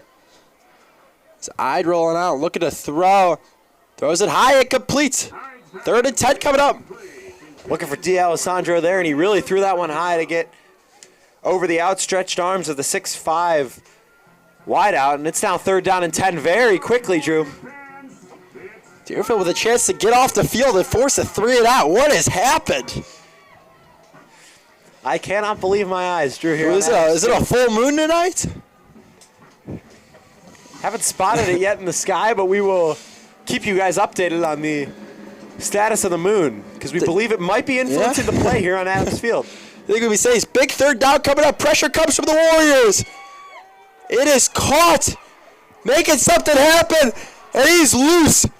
It is Peyton Donaldson taken down well inside Warriors territory. Wow, Drew, just like look, there's a broken play. Logan Ide dropped back nearly 20 yards beyond the line of scrimmage, and Donaldson got himself open. Ide made a nice pitch off his back foot, and Donaldson able to scamper forward, and that might be the play that Maine South needed to steal this momentum right back. Ide to throw again on 1st down. Ide going to go deep. He's got D'Alessandro. He juggles it and makes the catch.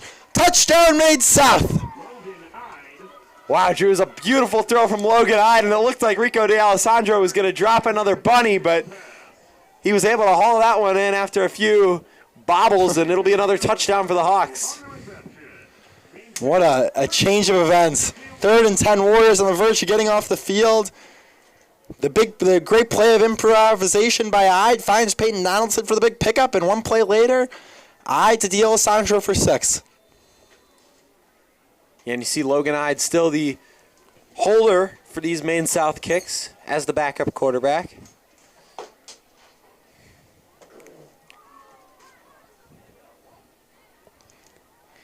Extra point is up and good, and it is 35-7 Maine South. Impressive response from the Hawks after Deerfield seemingly had taken some momentum back in this one. 2 minutes and 2 seconds to go here in the first half. Still plenty of time for this Warrior offense to try and replicate what they did on that last drive. And if they're able to get more points on the board, you got to imagine you're going into the offseason with something positive for sure. Even if it ends this way, that drive was something that you look at and you're like, wow. Yeah, no doubt.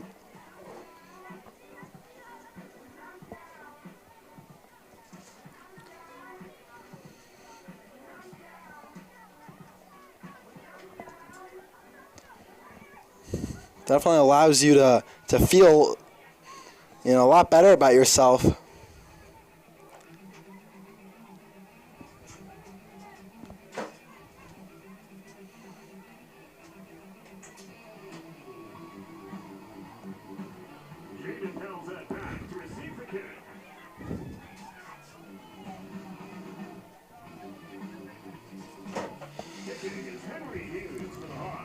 Henry Hughes to boot this one away.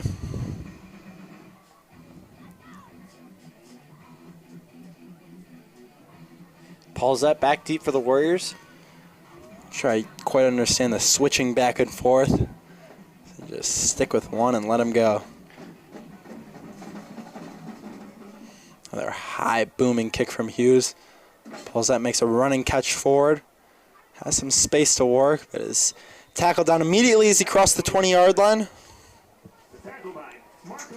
Warrior offense coming back out there, and for the first time in a few weeks, Drew, they're coming off a score with a lot of confidence. Yeah, it hasn't been since the GBN game, which was about 3 weeks ago, and it's got to feel good if you're Coach Gooder and the Warriors offense. 1:56 remaining. So really Warriors haven't operated great in 2-minute situations this year, but we'll see if that changes, especially after that fantastic drive they just had. Hand off to Bassett. Bassett trying to bounce it to the outside, breaking a couple tackles, spins out of another tackle. Q Bassett making guys miss left and right. What a run. Oh my goodness, Drew. Q Bassett looks like he was dead to rights about a couple of yards behind the line of scrimmage, and I still can't believe how he got 7. Wow. One of the best 7-yard runs I think I've ever seen. Made a spin move to avoid some good tacklers. Timeout called here. And if you're wondering about the World Series, Dodgers have now taken a 2-0 lead in the top of the 3rd inning. What's your prediction for that series, Brody? I just cannot see the Dodgers, with the pitching that they've got, I agree. not winning this series handily in 4 or 5 games. The only game I see them losing would be potential Tyler Glasnow start, as he's the only guy that hasn't been lights out. Glasnow's still pretty fantastic. Yeah, I mean, you just look at, as an injured Hawks player, you look at the rotations, and you have Trey Savage starting game 1 for the Blue Jays. The guy who started at single A, great pitcher. But you look at who the Dodgers trot out. It's Blake Snell, Yamamoto, Ohtani, and obviously Glasnow. It's just too good. Yeah, I got the Dodgers at 5 personally, but we'll see. I hope it's a great series. Yeah, certainly tough to compete with a super team. That might be putting it lightly, the way the Dodgers it really is. Been spending money the last couple of years. As the injured Hawks player helped off to the sidelines. Good to see that. Hopefully nothing serious. And I think one thing we were worried about going into this game, I think everyone was the injuries on the Deerfield side. You know, they're thin on guys. Maine South obviously much bigger, and you get worried about the potential of that. You know, the safety risks this could be. But so far, we haven't seen any injured Warriors players. And hopefully I don't jinx anything, but so far the health has been good. These guys have been able to compete and play hard and stay on the field. Their handoff to Bassett with some space. Gets it up across the 35-yard line to the 36. And wonder if you're coaching Sarah, the way Deerfield's offense has been getting pushed at the line of scrimmage, do you throw some of your starters back out there? Yeah, you just wonder. I mean, the game is obviously still 35-7, but you're seeing a Deerfield team that's got new life. It was a fumbled snap, and Yablin breaks out of a sack and throws it away. It'll be interesting to see if they will call intentional grounding. I believe he was out of the pocket, so it did not check 2 of the boxes. And they do throw a flag. But they will rule him in the pocket. I think he was. Because the ball did get past the line of scrimmage, but there was not a receiver in the area. So at this point, you're just looking for that final category. Was he in the pocket? It was close, and the refs dropped the yellow hanky. Yeah, but they do call intentional grounding. That's a loss of down. The Warriors now backed up, and I wonder if now contentious taken into halftime.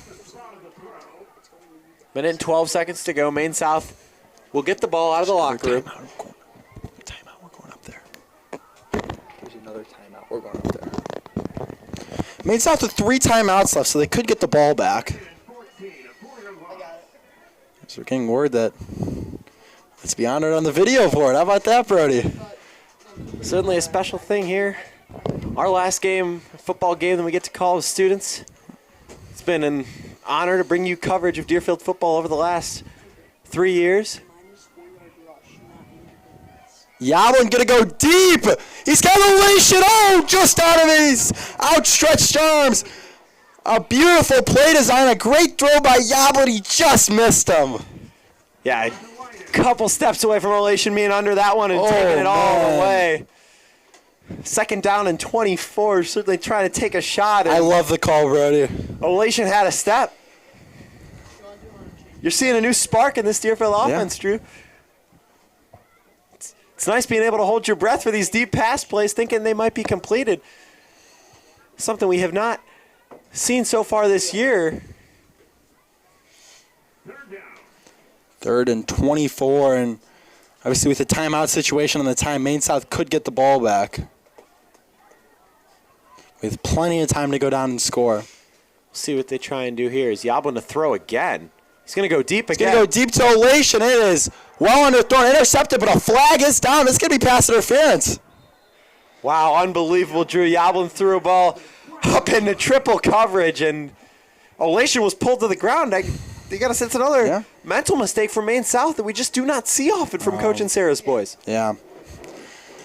A well underthrown ball that had no chance of being completed.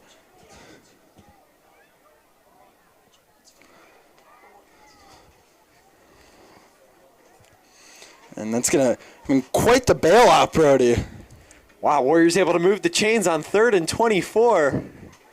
And Drew, if I had made that bet that I made to you earlier in the year, a steak dinner, I would be paying up. Good thing I didn't say it now. It's still 3rd down. After the penalty, it's 3rd and 9. Huh. Interesting they didn't call. Like every time I watch high school football, I learn new stuff. I just kind of supposed, like every other level of football, that pass interference is an automatic 1st down. So we're going to pitch play to Schaefer. Schaefer has some space, but he's going to be tackled short. The 1st down marker. And it looks like it's going going to punt. 4th and 5. We'll see if they decide to go for it here, punt. I'm not quite sure I understand why it's not an automatic 1st down. Yeah, it's interesting. It must just be one of the IHSA rules, and that might explain why the pass interference on Sturzik in the end zone wasn't an automatic 1st down.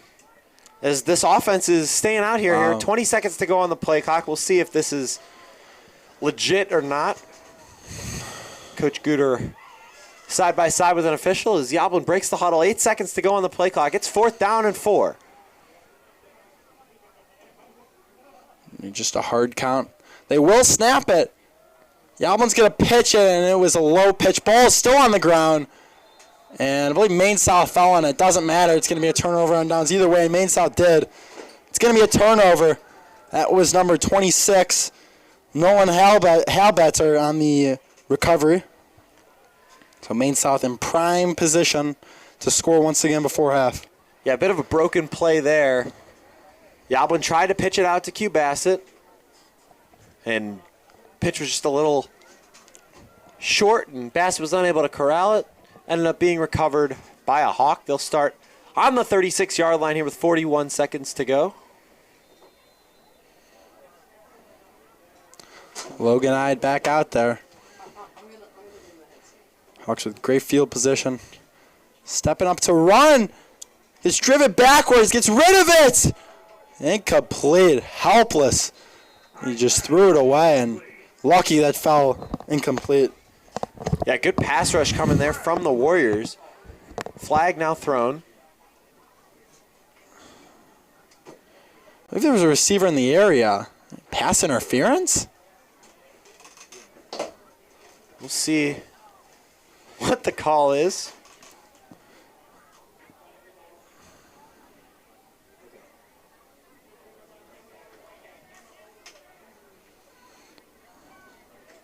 They call pass interference. On the offense. against Maine South. I think they called it on the Maine South receiver holding back the Deerfield defender for making a play on that ball. Yeah, and at that point, if you're a Maine South receiver, you got to play cornerback in a sense.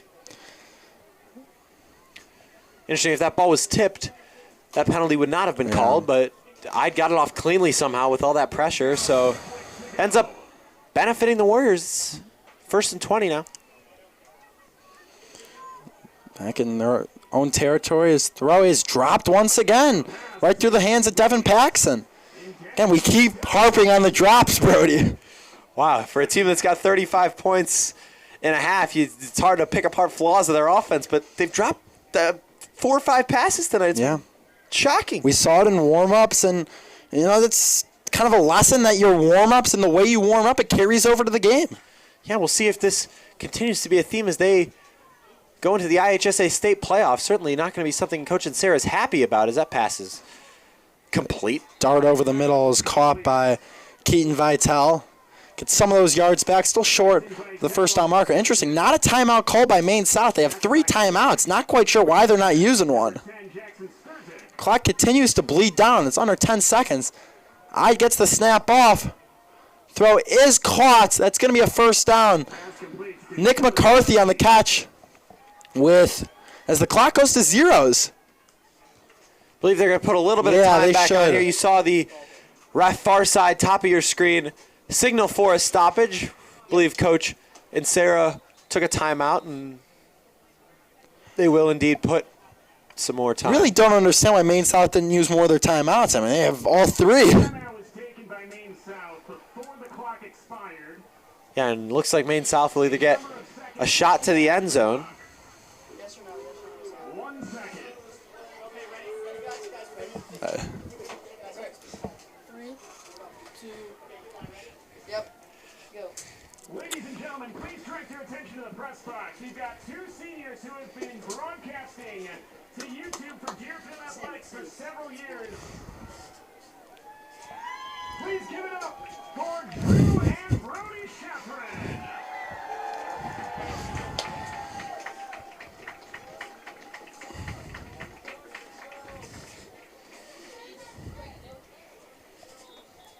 Back to action here from Adams Field. We appreciate the tribute with 1 second to go in this first half. As I come in, we didn't know about this until we got there, and thanks Sam Schwartz for making that happen. That was a cool moment. Yeah, we very much appreciate it here in our final game we get to call for you guys. Hope you've enjoyed our coverage of Deerfield football. Looks like Maine South's going to run the offense back out here instead of attempting a 42-yard field goal. This is a shot to the end zone. Pressure comes. Ide's going to run with it. He has space. Logan Ide trying to make something happen. Cuts up field. A big hit, and he's short. Logan Ide on the keeper. Wow, interesting decision there from the 25-yard line. Ide decided to take it himself, and he had a lot of speed, full steam ahead. But a nice stop there from Carter Erdman. Jack Sturzik in on it as well, as that'll be your first half, folks.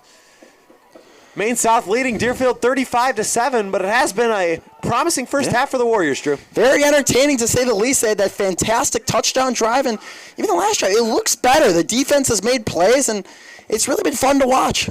Yeah, going up against the number 4 team in the state, we've seen a lot more competitive game than we expected, and give all credit to these Warrior players for preparing well and giving it their best so far through 24 minutes. No doubt. And we'll be back for the next 24. Maine South 35, Deerfield 7.5.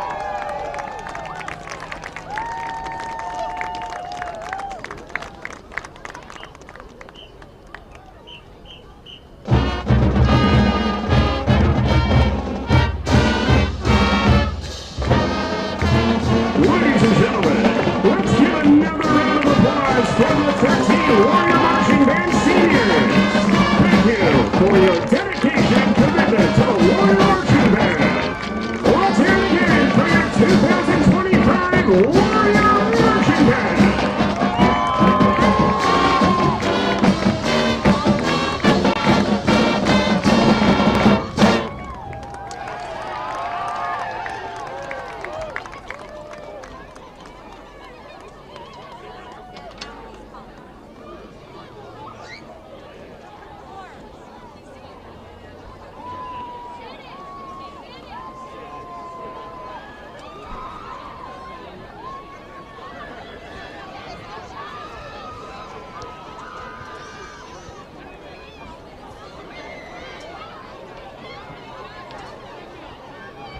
And now, ladies and gentlemen, please welcome to the field your Varsity Warrior Dance Team.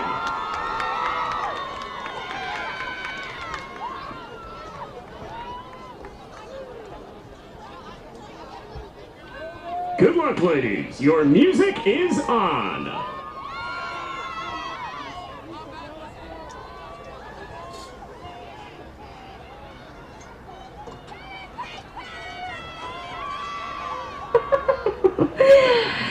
Dance.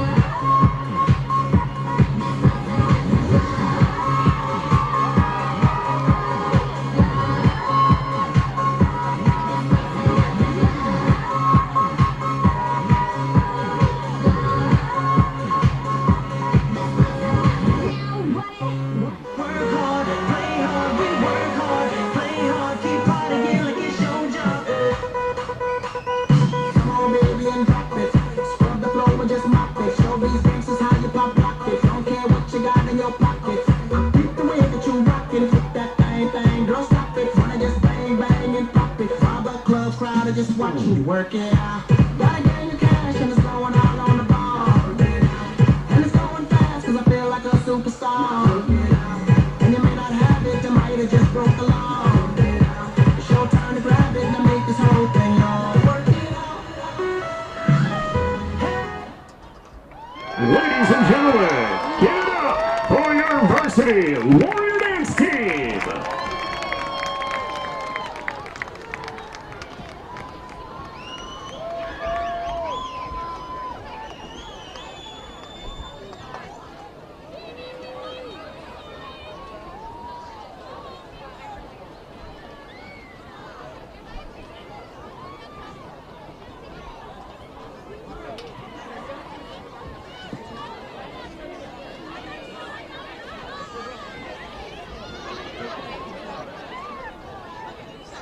And now let's hear from our in-game host, Josh Koitman. Thank you, Sam. We're back for a very exciting halftime edition. We got a field goal halftime kick contest.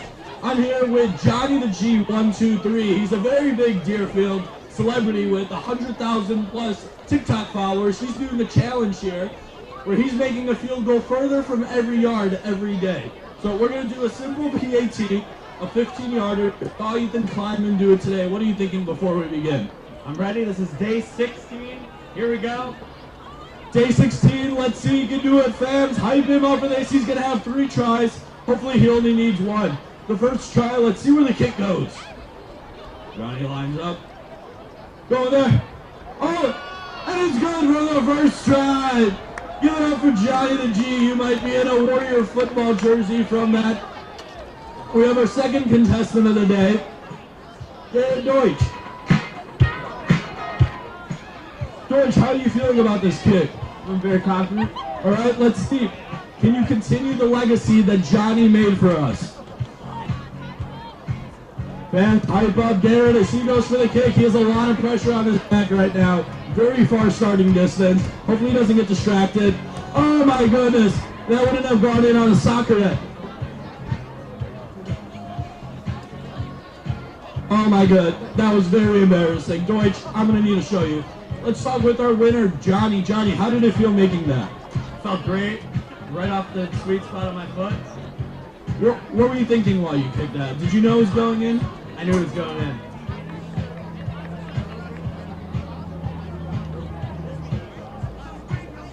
Alright, Deutsch, I gotta show you how to do it, alright? Let me just show it. I'll do it with the mic. I won't go with the far setup because you struggled a little bit, and I don't want you to struggle. I want to give you an example. You saw Johnny. Very simple. You run up, you take a little step. Oh, good. I just gave every Bears fan PTSD with that doing. Alright, so we're going to have to try that again. Deutsch, you saw what not to do. So what I did is I went a little too far to the right. You want to aim it to the middle, okay? So hopefully that gave you a bad example. You saw what it looked like when you did it. So this is his final attempt. Let's give it up for Garrett. If he can make it through the uprights, let's make some noise.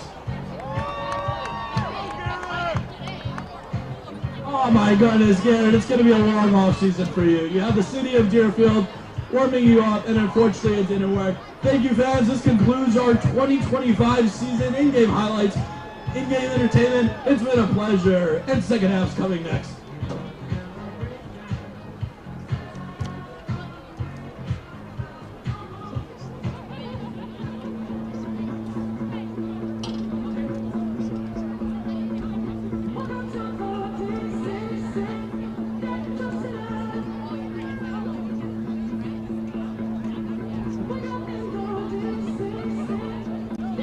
The first half highlights are brought to you by the Deerfield Booster Club.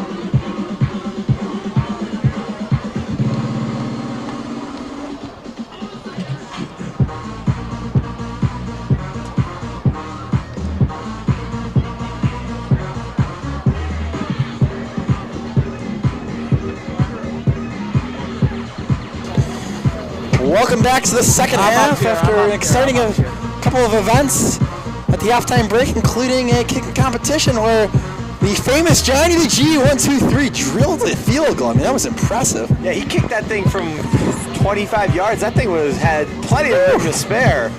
Unbelievable work from the TikTok star. Obviously, Johnny, not a great athlete at all. I'm just busting his chops, but it was an impressive kick from the TikToker. I did not know he had that kind of leg stuck up there. He watches his TikTok challenge, man. He's got no leg, but that was... Split the uprights. Looks like a different Johnny out there. It really did.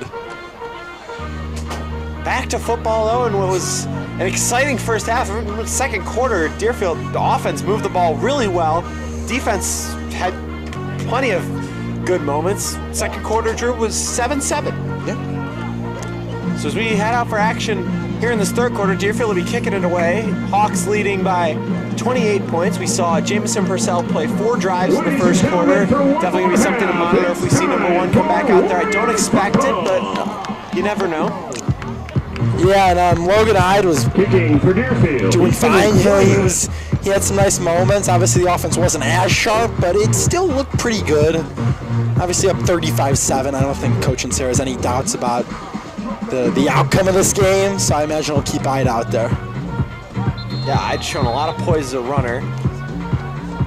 Onside kick here. Is that the last time? And they will not. A bit of a squib kick. Much better than the last one. It's going to bounce and not only picked up inside the 10-yard line with some speed is Kakasulis. Gets it across the 25-yard line.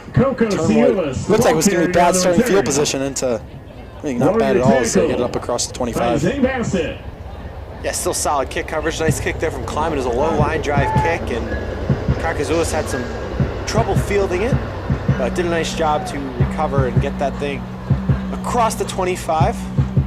As we get our first look at the Deerfield defense in the second half. As we talked about just a minute ago, Drew, they showed a lot of promise in that second quarter, making some nice plays, forcing Maine South into tough third down situations that they did perform well in, but it's only a matter of time before 3rd and 10s are not automatic. Yep. Warriors with 2 high safeties here. Drop 3. Hyde to throw. Pressure does come. He's flushed out. He's going to run with this and scampers out of bounds at the 31-yard line. Out of bounds, the 31-yard line. Good coverage in the secondary there from and 8. Carter Erdman, Jaden Paulzette. Kept their receivers tightly locked up.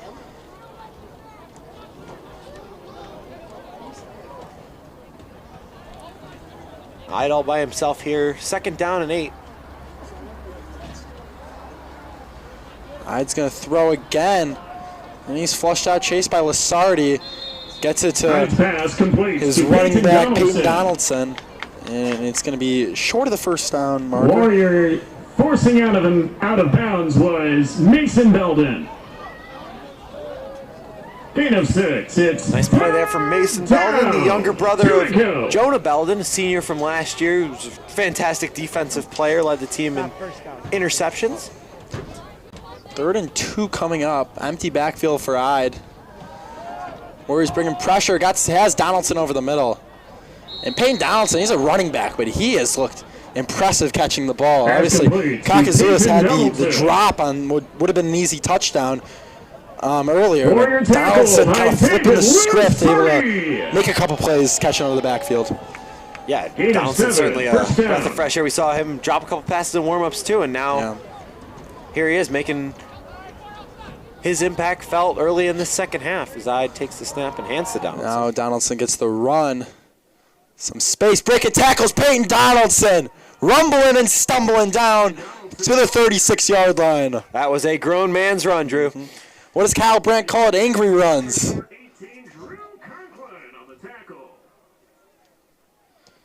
Stevenson alum Kyle Brandt, NFL Network. I believe he's with ESPN now. I don't know where he is. Very successful. Hawks 4 receivers wide, still passing the ball. Hyde's got a wide open receiver. That is Pass completes to Devin Paxson. That is Devin Paxson with a nice pickup. More than enough for a first down. Yeah, Maine South moving the ball well to After Paxson's open this third quarter. I got to imagine Coach and Sarah had a plan in mind for what Ida and this offense would do, and it appears to be being executed very well. No doubt. A crisp opening drive is Donaldson on the carry. Peyton Donaldson with space. He is going to take this into the end zone. Touchdown, Maine South. Peyton Donaldson, have yourself a drive, young man. Absolutely fantastic work from number 18 in white. He looked like he might probably get brought down by Zay Bassett there. He was trying to chase him down, but he ended up going into the end zone untouched, and it's 41-7. Donaldson a bigger back, but he can really move, Brody. Yeah, a lot of speed from Peyton Donaldson at 6 foot 198. The junior. Obviously, with Kakazoulis being a senior, he's going to have a big role next season, and he seems more than ready to step into that. They're both charging right now. I'm going to put them back. So the extra point is up and good. Hamden, 6 for 6 on extra points, and if he misses his next extra point, you know what that means. Why don't you tell the viewers, Drew? I think we can leave that up for interpretation. Well, score is 42-7, Maine South. 10 minutes to go in this third quarter. Get our first look at the Warrior offense out of the locker room coming up shortly. And Drew, Maine South with that tone-setting drive to open up the third quarter after a somewhat rocky last 5-6 minutes of the first half. Yeah, no doubt. It's got to feel good just, going down the field just with ease. A really solid drive. I made some nice throws. Peyton Donaldson making plays. It's got to feel good. Obviously, we've talked about this game was never really in doubt, but it's more about this is one of those games where it's not really about the wins and losses. It's about really within the game and the sequences, and really both coaches just come out of this with positive feelings about how their teams have played. And I think so far both of them do. Yeah, absolutely. Deerfield has played one of their better games that we've seen so far this year. It's crazy to say that down 42-7, but this is the number 4 team in the state we're talking about. I mean, Deerfield is just not on that level, but they've played hard, and that's all you can ask for if you're Coach Gooder. There's elation on the return. And he trips and falls to the 16-yard line. Here comes Evan Yoblin in this Deerfield offense. Yoblin trying to make some more memories in his final football game in a Deerfield uniform.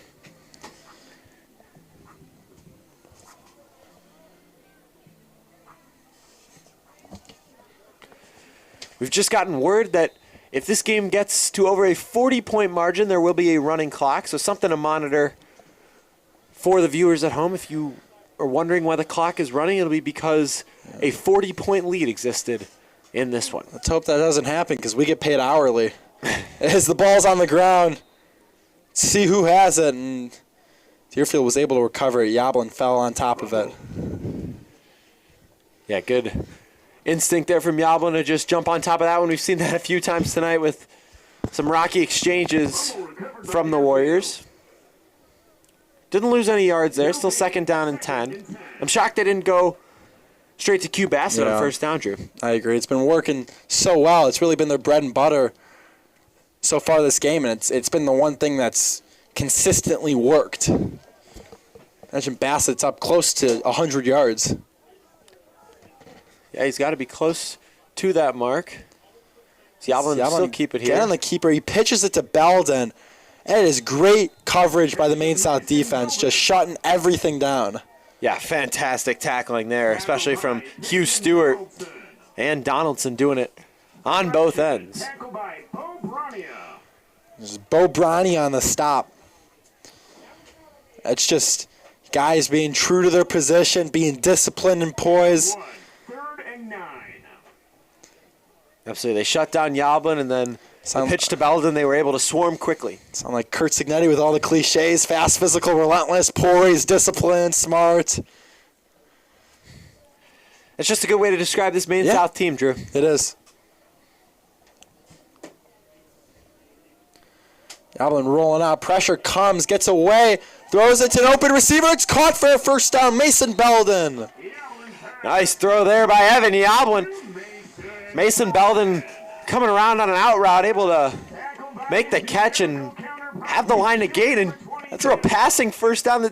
This is really just so different from what we've seen in games past really from this Deerfield team. And you got to wonder where it was all season, but at the same time, this is fantastic. It really is. That was a fantastic throw by Yoblin. And, you know, we've talked about what happened last week with him. And to have the stones to come back out there and to say, I want to play one more. This is my last game. And he's put on quite the performance, and you could not be happier for him. See Yoblin again rolling out, looking to throw, and nearly picked off. It looked like he might have had Belden if he put it in the right spot, just a little bit behind him, and nearly cost him second interception of the ball game. Yeah, but one thing I like about what Deerfield's done is they've stretched out the playbook more. You know, they've ran more pass plays, went more downfield. They're less one-dimensional. Yeah, and I believe that's the most direct contributor to their success on offense this game. Relative success, of course. Is that variation. That's really where they've been able to excel, because you have just a little bit of a passing threat, and that's how Bass was able to open up a 40-plus yard run. Pitch to Belden. That's going nowhere. That's a loss. That was John Hadjigan. The tackle for a loss. Interesting, we haven't seen Q Bassett get the ball this drive. Kind of surprising, Brody. Yeah, it's very surprising with all the success that he had in the first half. He is on the field. Third down and 12 now, and for the first time, Drew, I think I can confidently say I think Deerfield's going to throw the ball here. Yeah, the way they've been going. I mean, they were second and 24 earlier, third and 24. They're going deep downfield. I mean, we're thinking, what is this team? Let's see if they do it again on third and 12. Yeah, 3 receivers wide, something we haven't seen. And Yoblin is looking like he's going to throw. Going downfield, it is batted away, incomplete. That's a nice defensive play by Bo Brownia.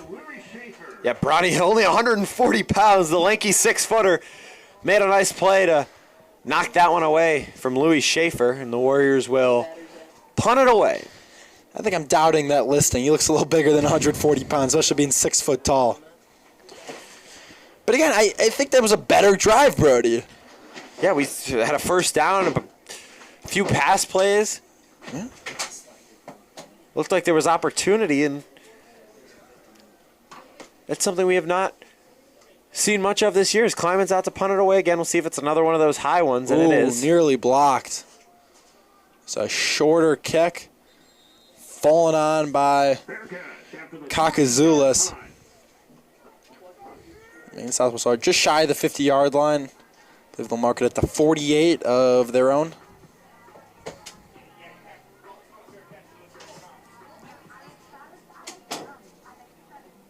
So Maine South trying to continue to expand on this lead. Logan Ide back out there. It's really been the second-team offense that we've seen a lot of so far from Maine South, as expected, as they lead this one 42-7. And off to Donaldson. He's driving defenders forward, and the Hawks' offensive line just getting great push. See how much space at the line of scrimmage Donaldson has. There's not a defender near him. Yeah, and all that size up there led by Derek Kozio, the all-conference tackle. Pick up a 5 on that last play. 6'2", 250.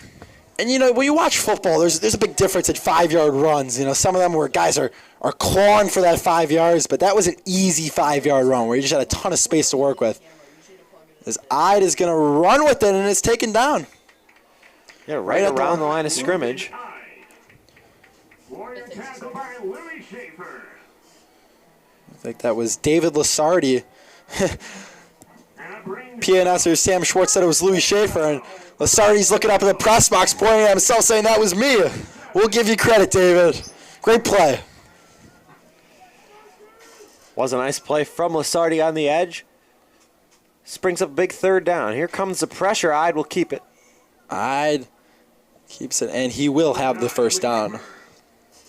Warrior tackle by Drew Conklin and Zabas Feels like saying Zay Bassett's name all night on defense. He has made so many tackles. We keep hearing our PA announcer Sam Short say it. I mean, Zay Bassett. He's been all over the place. Yeah, and he deserves all the credit that he's getting. He's been hustling around the field all night long, doing a fantastic job, giving this defense a bit of a spark. Yeah, the Bassett family here, obviously for senior days. A nice stop by the Deerfield defense. Guess who, Drew? Yeah. Zay Bassett with a nice tackle. Both the Bassetts putting on a show as I was interrupted by another Zay Bassett tackle.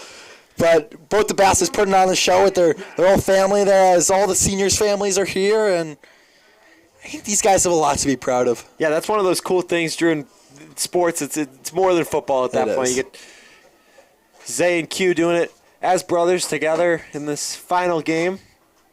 Certainly special. Is change at quarterback for Maine South on that play was Devin Paxton, who took the snap, and I'm not quite sure if that was a Wildcat. Paxton not listed as a quarterback.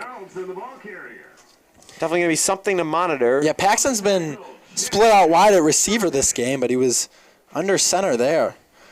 I believe there's not another quarterback listed on the roster outside of Ide and Purcell, but looks like perhaps Paxton is the third string. Yeah, he's all by himself now in the backfield. We're going to get our first look at his arm. Well, maybe on 3rd down and 8. Let's see what he's got.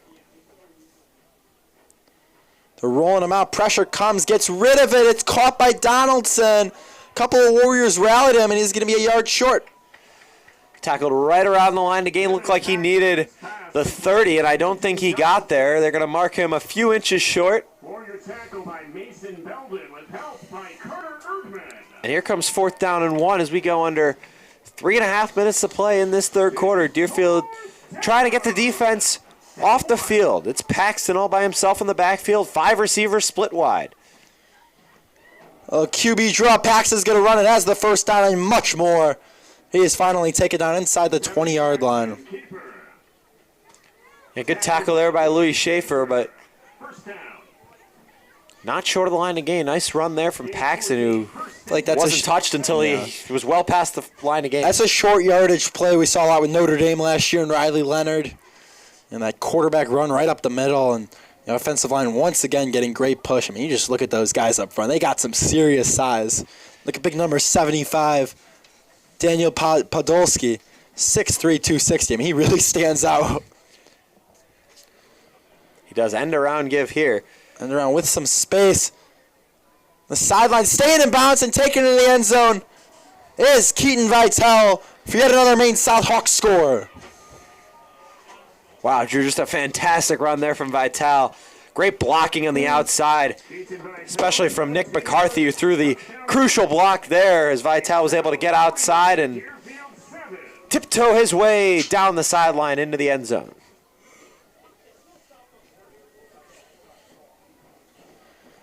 I think what's been interesting to watch with Maine South is the variety of their offensive play calling. They've went QB runs, they've went running back runs, they've wide receiver runs, they've gone downfield, they've gone short. It's really been unpredictable, and it's been a lot of a variety, and it's almost all of it's been successful, and it's been fun to watch. It certainly has been. Extra point is good. It's now 49-7 favor of Maine South, but if you're Deerfield, again, you're really not worried about what that number says on the scoreboard. You've gotten a lot of positives out of this game, been able to see the offense with a little bit of a pulse. No doubt. And nobody's gotten hurt so far, knock on wood. Yeah, I mean, that was one thing we were really worried about going into this game, and so was Coach Guter. You know, you're thin on guys, and you're going against a team that is far superior to you in size and obviously talent, but you just worry about what could happen. And it has been, obviously we hate to jinx it, but it's been just, it's good to see it. It's good to see, you know, nothing so far. And because it feels like every game we're watching Deerfield, guys are getting hurt, and it's been hard. You know, they don't have a big roster this year, much smaller than years past. But, you know, so far these guys have battled, and they're out there and competing. Absolutely, Drew. Could not have said it better myself as Henry Hughes heads back out there. Paulzette back deep.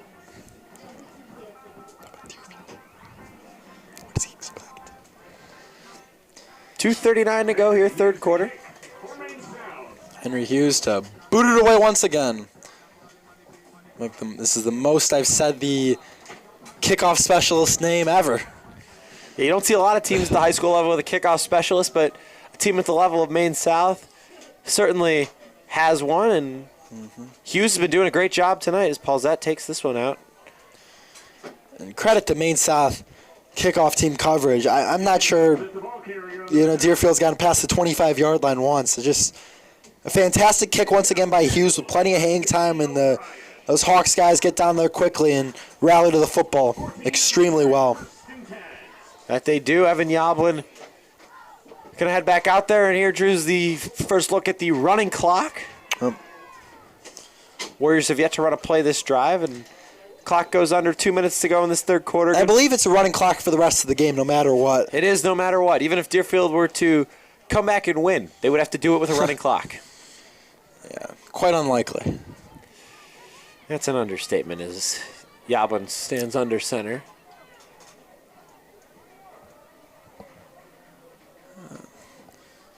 Yoblin on the keeper. Actually, that was Paulzette who kept that. No, that was Yoblin. Aiden Connolly on the stop. Just 13 and a half minutes to go here in Deerfield's season. These seniors taking the field for the last time. Fortunately, none of these Warriors are committed to play at the next level. Yeah, this is the end of a lot of guys' football careers. Obviously, always sad. They're on a pitch play again to Belden. I got to say, I'm perplexed that Q Bassett has not gotten the ball the second half. Yeah, I can't believe it. He was unbelievable in the first half and just have not seen much of him. Yoblin was taken down there, and a great display of sportsmanship by Maine South. That was oh my goodness, Aiden Connolly, who took down Yoblin and was able to help him back up. This is the last time I think we're going to talk about injuries. Is there is an injured Warrior? It's Mason Belden. Belden is down. Looks like just a cramp. That's good by the looks of it. I wonder if Q Bassett might be hurt and they're using him as a decoy, because it really wouldn't make sense why he isn't getting the football. Yeah, Belden's still down. Getting some attention with the coaching staff right now. We will step aside shortly and be back with an update soon.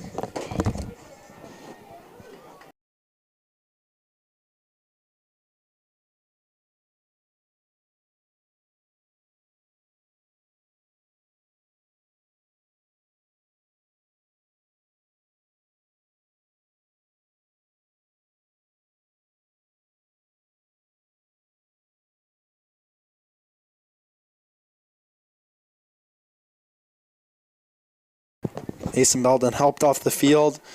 A 3rd and 10 coming up for the Warriors. Good news, Belden was able to walk off under his own power, which is a good thing to see, and he's right back out there on 3rd and 10, Drew. I got to say, I think at the college level, if you leave injured, you have to sit out a play, and I don't understand why it's not a rule for high school. Yeah, we'll see if he is involved in this 3rd down play in any way. I do believe it was just a cramp. Yeah. Yoblin to throw. Someone's going to throw. Throws it to Belden, and it falls incomplete. Well, there you go, Drew. He's down on the field, and 30 seconds later, he's getting a target on 3rd and 10. One hit him in the hands, was a little behind him. Brings up 4th down, and Ethan climbing back out there, but a busy day for him. It has been. With the running clock, it's going to take us to the end of the 3rd quarter. Like I said, the running clock rule, I think, is fantastic, because there's no need, to have these games be outrageous scores, and it's the best way to keep it going, because no one really benefits from a catastrophic blowout of like a 73-0 or something like that. So I think it's good that they keep the game kind of moving. Yeah, Maine South certainly doesn't need more confirmation that they are legit. Yes. Their ranking and performance so far this season does plenty. Yeah, and with all due respect, I don't think anyone's looking at what they're doing against Deerfield. I'm like, oh, now we think they're legit. I mean, they've proven it across the entire season. They're gonna take an 8-game winning streak into the playoffs after getting walloped week 1 by Lincoln Way East. They have really handled that adversity and fought back and turned into another phenomenal season for Coach Sarah. Yeah, and we'll see if they end up getting another crack at the Griffins in the playoffs. 8A obviously very loaded this year with the addition of Mount Carmel after they were a 7A team for quite some time. State playoffs will certainly be fun in the state of Illinois. Yeah, and Lincoln Way East has lost 2 in a row, both without quarterback Jonas Williams, so it'll be interesting to see his availability for the playoffs. And you take a look over at Loyola Academy, and Loyola trailing Mount Carmel 28-17 with 5 minutes left, and they just turned the ball over on downs, looking like Mount Carmel's going to win this game, and that begs the question. If Loyola will make the playoffs, the 3-time reigning state champs might fall short of the playoffs this year as Kleiman gets this one away. Yeah, they closed the season with a 4-4 record. This one gets a friendly roll and will be picked up just outside the 40-yard line by Josh Dixon. You know, looking at Loyola, they obviously had, don't remember quite what team it was, but they had a team forfeit on their schedule. So, it'd be interesting to see what the decision makers do with Loyola. Would be surprised if they got left out. Yeah, I got to imagine they're going to make the playoffs this year, and despite their seed probably not being too high, that is certainly not a team you want to run into in the playoffs. I mean, you see teams like Nazareth Academy win 4 games and then just run the table in the playoffs and win a state championship, so it's very possible. Yeah, certainly going to be tough for the Ramblers to do that at the 8A level. Teams like Maine South and obviously Lincoln Way East and Mount Carmel that we talked about in their path. I think the Hawks will be licking their chops at a chance to get revenge versus the Ramblers. Paxton's still out there at quarterback. Their handoff to Donaldson. It's not going anywhere. Aljon Williams with a nice play.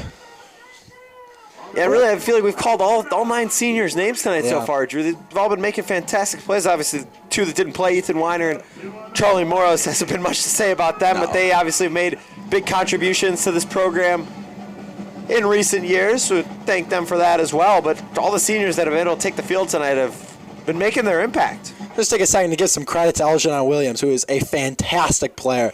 As there's a great play by Louis Schaefer. Donaldson's tackle for a big loss, but Aljon Williams is just a fantastic player. He has been a monster on the defensive line this year, wreaking havoc game in and game out, and every time I watch him, I'm more and more impressed. Yeah, with his size at 285 pounds on the inside there. Moves really well. Moves fantastic. He's very fast. He's had a couple sacks this year as well. Just a very strong interior defensive lineman. It's like the Hawks are going to go for it. Yeah, kind of a no man's land here. Yeah. At the Deerfield 40-yard line, it's 4th and 10. See if we get a first look at a pass play here from Paxton. Paxton's going to run with it, trying to get to the outside, and Evan Yablin makes the tackle and gets the stop. How about that, Drew? The quarterback playing defense. He hasn't been playing defense all year, and in his final game, what a play. Got to imagine he has to get in there on the defensive side of the ball, and he makes a big tackle on 4th down. It is a really good play coming downhill and open space. Yeah, Paxton has shown himself as not the easiest guy to tackle so far, and just a great job by Yablin. As we approach 9 minutes to go on this running clock, Warriors trailing 49-7. I think the Warriors would feel great if they could go down the field and get some points here. Yeah, trying to get to double digits for the first time in 3 weeks. As we mentioned earlier, it's the first time they've scored in 3 weeks. They were held scoreless against Glenbrook South and Evanston. I mean, who would have thought the points would come against Maine South? Not me, with the way their defense have been playing throughout the CSL South schedule. Ooh, a little bit of trickery. Schaefer with it. Louis Schaefer with space. Bursting through the defense. Schaefer is gone. Touchdown Warriors. Right on cue, Brody. How about that? The misdirection. Fooled the Maine South defense, and Louis Schaefer had wide open turf and took it all away. Touchdown Warriors. And how about this? Deerfield has doubled the amount of points that Maine South has allowed all conference season. Who would have thought that?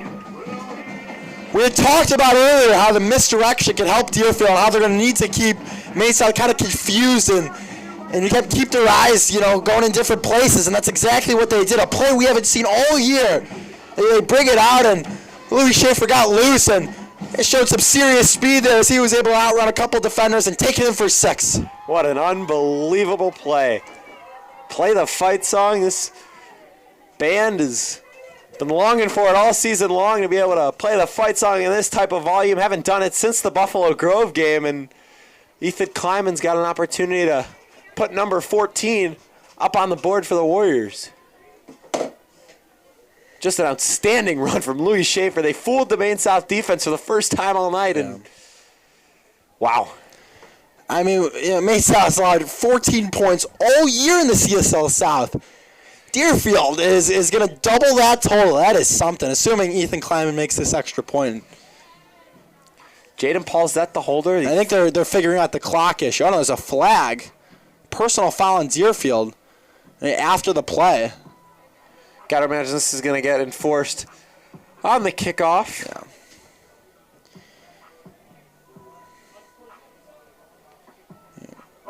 Unsportsmanlike conduct. I really cannot believe it, Brody. How good this Maine South defense has been in. Deerfield, I mean, it's been the big plays. Something we have not really seen much of all year. At least against the higher end opponents, this Kleiman's extra point is perfect. Score moves to 49-14 in favor of the Hawks, and Deerfield has certainly kept this one fun. They really have, and we didn't know what to expect coming into this game. Obviously, Maine South a far superior opponent, but the Warriors have competed. They've held their own, and that's all you can ask for. And it's been fun to watch, and it's got to feel good for the guys on that sideline. Absolutely. 8:26 to go. And a lot of juice on this Deerfield sideline right now. Not something you'd usually see from a team down 35, but when you're playing the number 4 team in the state and you're able to score 2 touchdowns against one of the top defenses in the state, you got to feel amazing about yourself. You really do. It's kind of where it's at the point where it's like it's too bad there's not another game. You really feel like they found something. Wait, what? 8:26 to go. Warriors believe will be kicking this from. So the clock has now stopped, so maybe I guess the running clock rule will not be applied right now. We will certainly be monitoring that. I wonder if it's going to start after the kickoff or not. Obviously, it's kind of a timeout situation right now.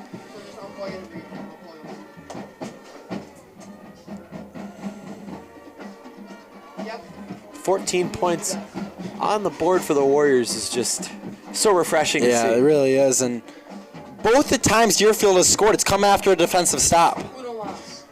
It's, the defense making a play is carrying over to the offense. Yeah, and it's a lot of the same guys that are playing defense and offense, so they obviously have some momentum and bigger energy. See if Deerfield ends up kicking this one away or it's an onside kick. Hyman Booten from his own 25-yard line. It's everything he has into it. And is caught at the 30-yard line with some space is Finn Haw. Finn Haw across the 50 and is taken down by Drew Conklin at the Warrior 45-yard line. Yeah, nice kick from Kleiman there, just right at Haw, and he made a nice catch going to his left, able to bring that one into Warrior territory. As there goes the running clock, Drew, as we go under 8 minutes to go. Paxton back out there at quarterback. We've yet to see him throw. Obviously, Paxton not listed as a quarterback, so not all that surprising.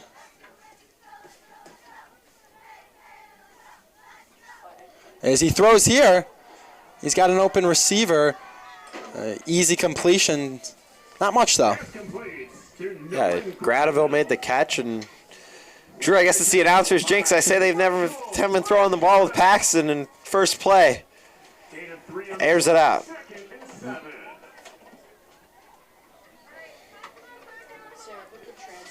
Hawks with a lot of new receivers in this ball game now, including number 19, Trayson Allen. As Paxton's going to run this time. Ooh, nice move. But Jackson stirs again right there.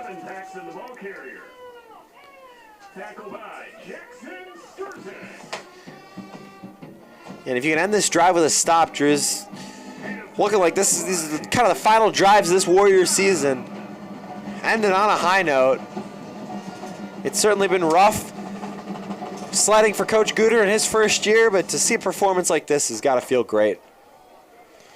Paxton looking to run. A plethora of Warriors there, and they take him down. Ooh, he went flying forward. Turns into a positive yardage. Wow. And guess who made that tackle, Drew? Zay Bassett. There you go, once again.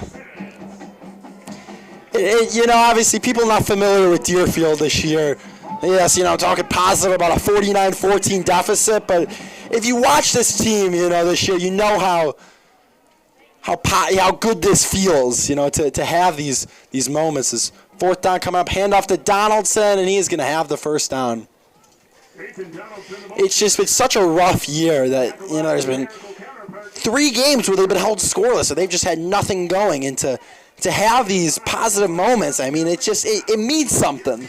100%, Drew. Could not have said it better myself. This is a team that's certainly gone through a lot. And to have a couple moments like this against a team like this is something they're going to take into the offseason. So that pass was complete for no gain. 5.5 minutes to go here in this fourth quarter. Once again, we thank you for joining us on this final Friday night of the regular season in the IHSA. Brody Shefford alongside Drew Weiner. It's been a pleasure being with you tonight and over the last 3 years. This It really has been something we didn't expect to get fully into the first time we did it against Conant our sophomore year, and now here we are, our final game. Time sure does fly, and it's crazy that obviously us, like the players, this is our final game, and it's been special. It's Peyton Donaldson with a nice run. On second down, gonna be a yard short of the first down marker. It's crazy, it goes by so quickly, and it's really been a blessing to be able to do this, and we're grateful for it all. But it's been a privilege to watch these guys and to broadcast these guys, watch these guys competing, putting their bodies on the line, and I think that's what makes it special, is to be able to kind of document that. Yeah, for sure. Being able to sit up here in the booth and watch football on a Friday night is certainly a gift for us, and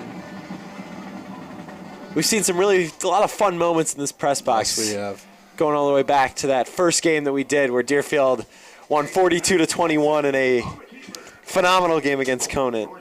42-28, pardon me. So we go under 4 minutes to play. Nice tackle there from Mason Belden. I'd like to thank our entire team tonight, producer Eli Klopfer, PA announcer Sam Schwartz, and a special shout out to our cameraman, Tyler, the Winnick. Coaster kid, Winnick, yeah. And Logan Gross, who done fantastic work for us. And they're up out on the ceiling in the cold. This would not be possible without them. A special thanks to them. They've done a fantastic job. I mean, from when we started these football broadcasts, it didn't begin till 2 years ago. It was adults who ran this. It's gotten immensely better, and it can't be easy what they're doing. So none of this is possible without them. Yeah, certainly thanking everybody who helped make this happen. Mr. C not working with us anymore, but he played a big part in our role a couple of years ago and last year, of course. And now Sam Schwartz running the shows. This pass is batted down. It'll be third down. Was looking for Ziga over the middle. Falls incomplete. Nice play by the Deerfield defense. 3rd and 14 coming up. Can we thank all of you guys for tuning into our broadcast week in, week out? We really appreciate it. Going back and seeing how many of you guys are tuned in is always highlight of my week for sure, Drew. There we go. You guys have enjoyed it. It's been a fun ride. As 3rd and 14 coming up, we still got some more football, Brody. Certainly got to enjoy these last 2.5 minutes under the Friday night lights. Paxton to throw. Gonna go deep as a receiver. It is brought in. Touchdown, Hawks. That was Carmine Ziga with the touchdown catch. Wow, just a beautiful throw there from Paxton. Back shoulder catch made by Ziga, and Maine South has reached that 50-point threshold. Now 3 quarterbacks with passing touchdowns so far tonight for Maine South.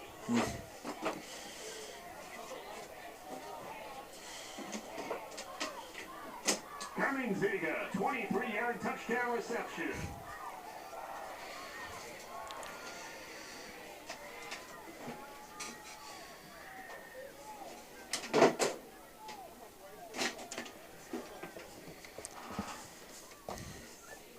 Hamden now on for the extra point.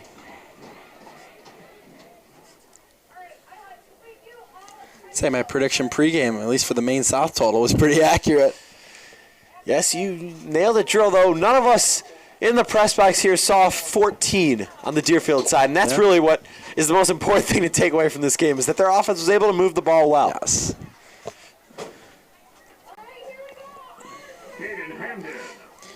56-14 Maine South. That Q Bassett run officially scored us 58 yards, Drew, for the first half.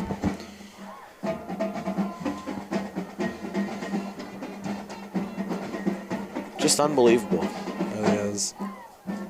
Deerfield yet to complete a pass. Actually, I believe that's not true. Yeah, that's not true. Our stats are incorrect there.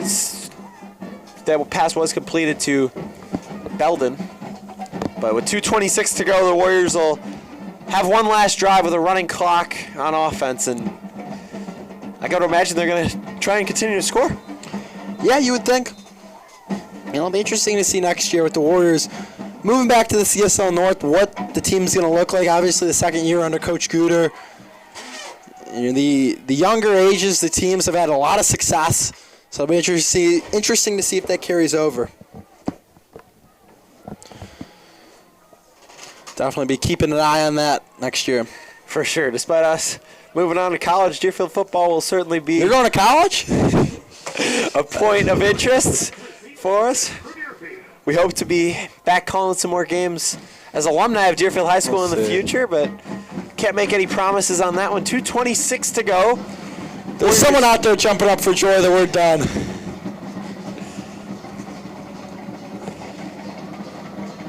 There's yet another boot from Hughes.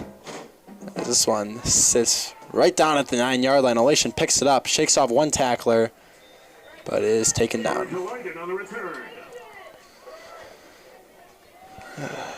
5-yard return on the tackle, Evan Adamczewski. Wow, the Blue Jays now lead the Dodgers 3-2. The bottom of the 6th inning. How about that? Wow, and clock running now under 2 minutes. We'll see how many plays of this Deerfield offense we get to see. So I see a lot of the seniors out there for one final drive.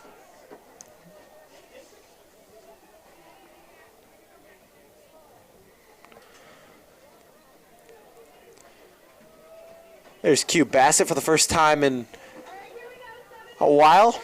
Yeah. Looks like he got back to the line of scrimmage and gained a couple. Clock goes under 1 minute and 30 seconds now. Under 90 seconds to play.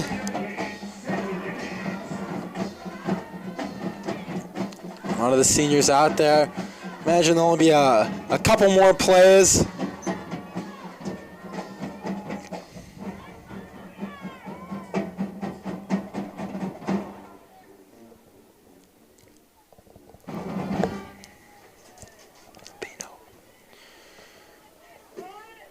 They run a pitch play to Schaefer. Schaefer with some space. Louis Schaefer.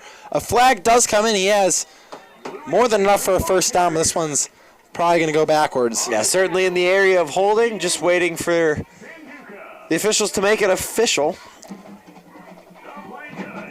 And it is holding. Ref originally signaled pass interference. Corrected it to holding.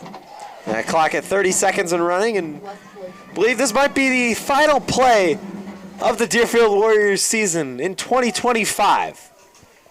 It's holding on Deerfield.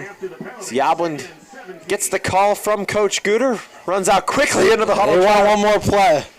Run his last play. We'll see if Coach Guter calls timeout if it gets I'm kind of surprised he hasn't called timeout already. It's under 9 10 seconds to go, and this is going to be it, Drew. Final play of the game. Handoff's going to go to Bassett. Q Bassett with a nice run. his final carry in a Deerfield uniform.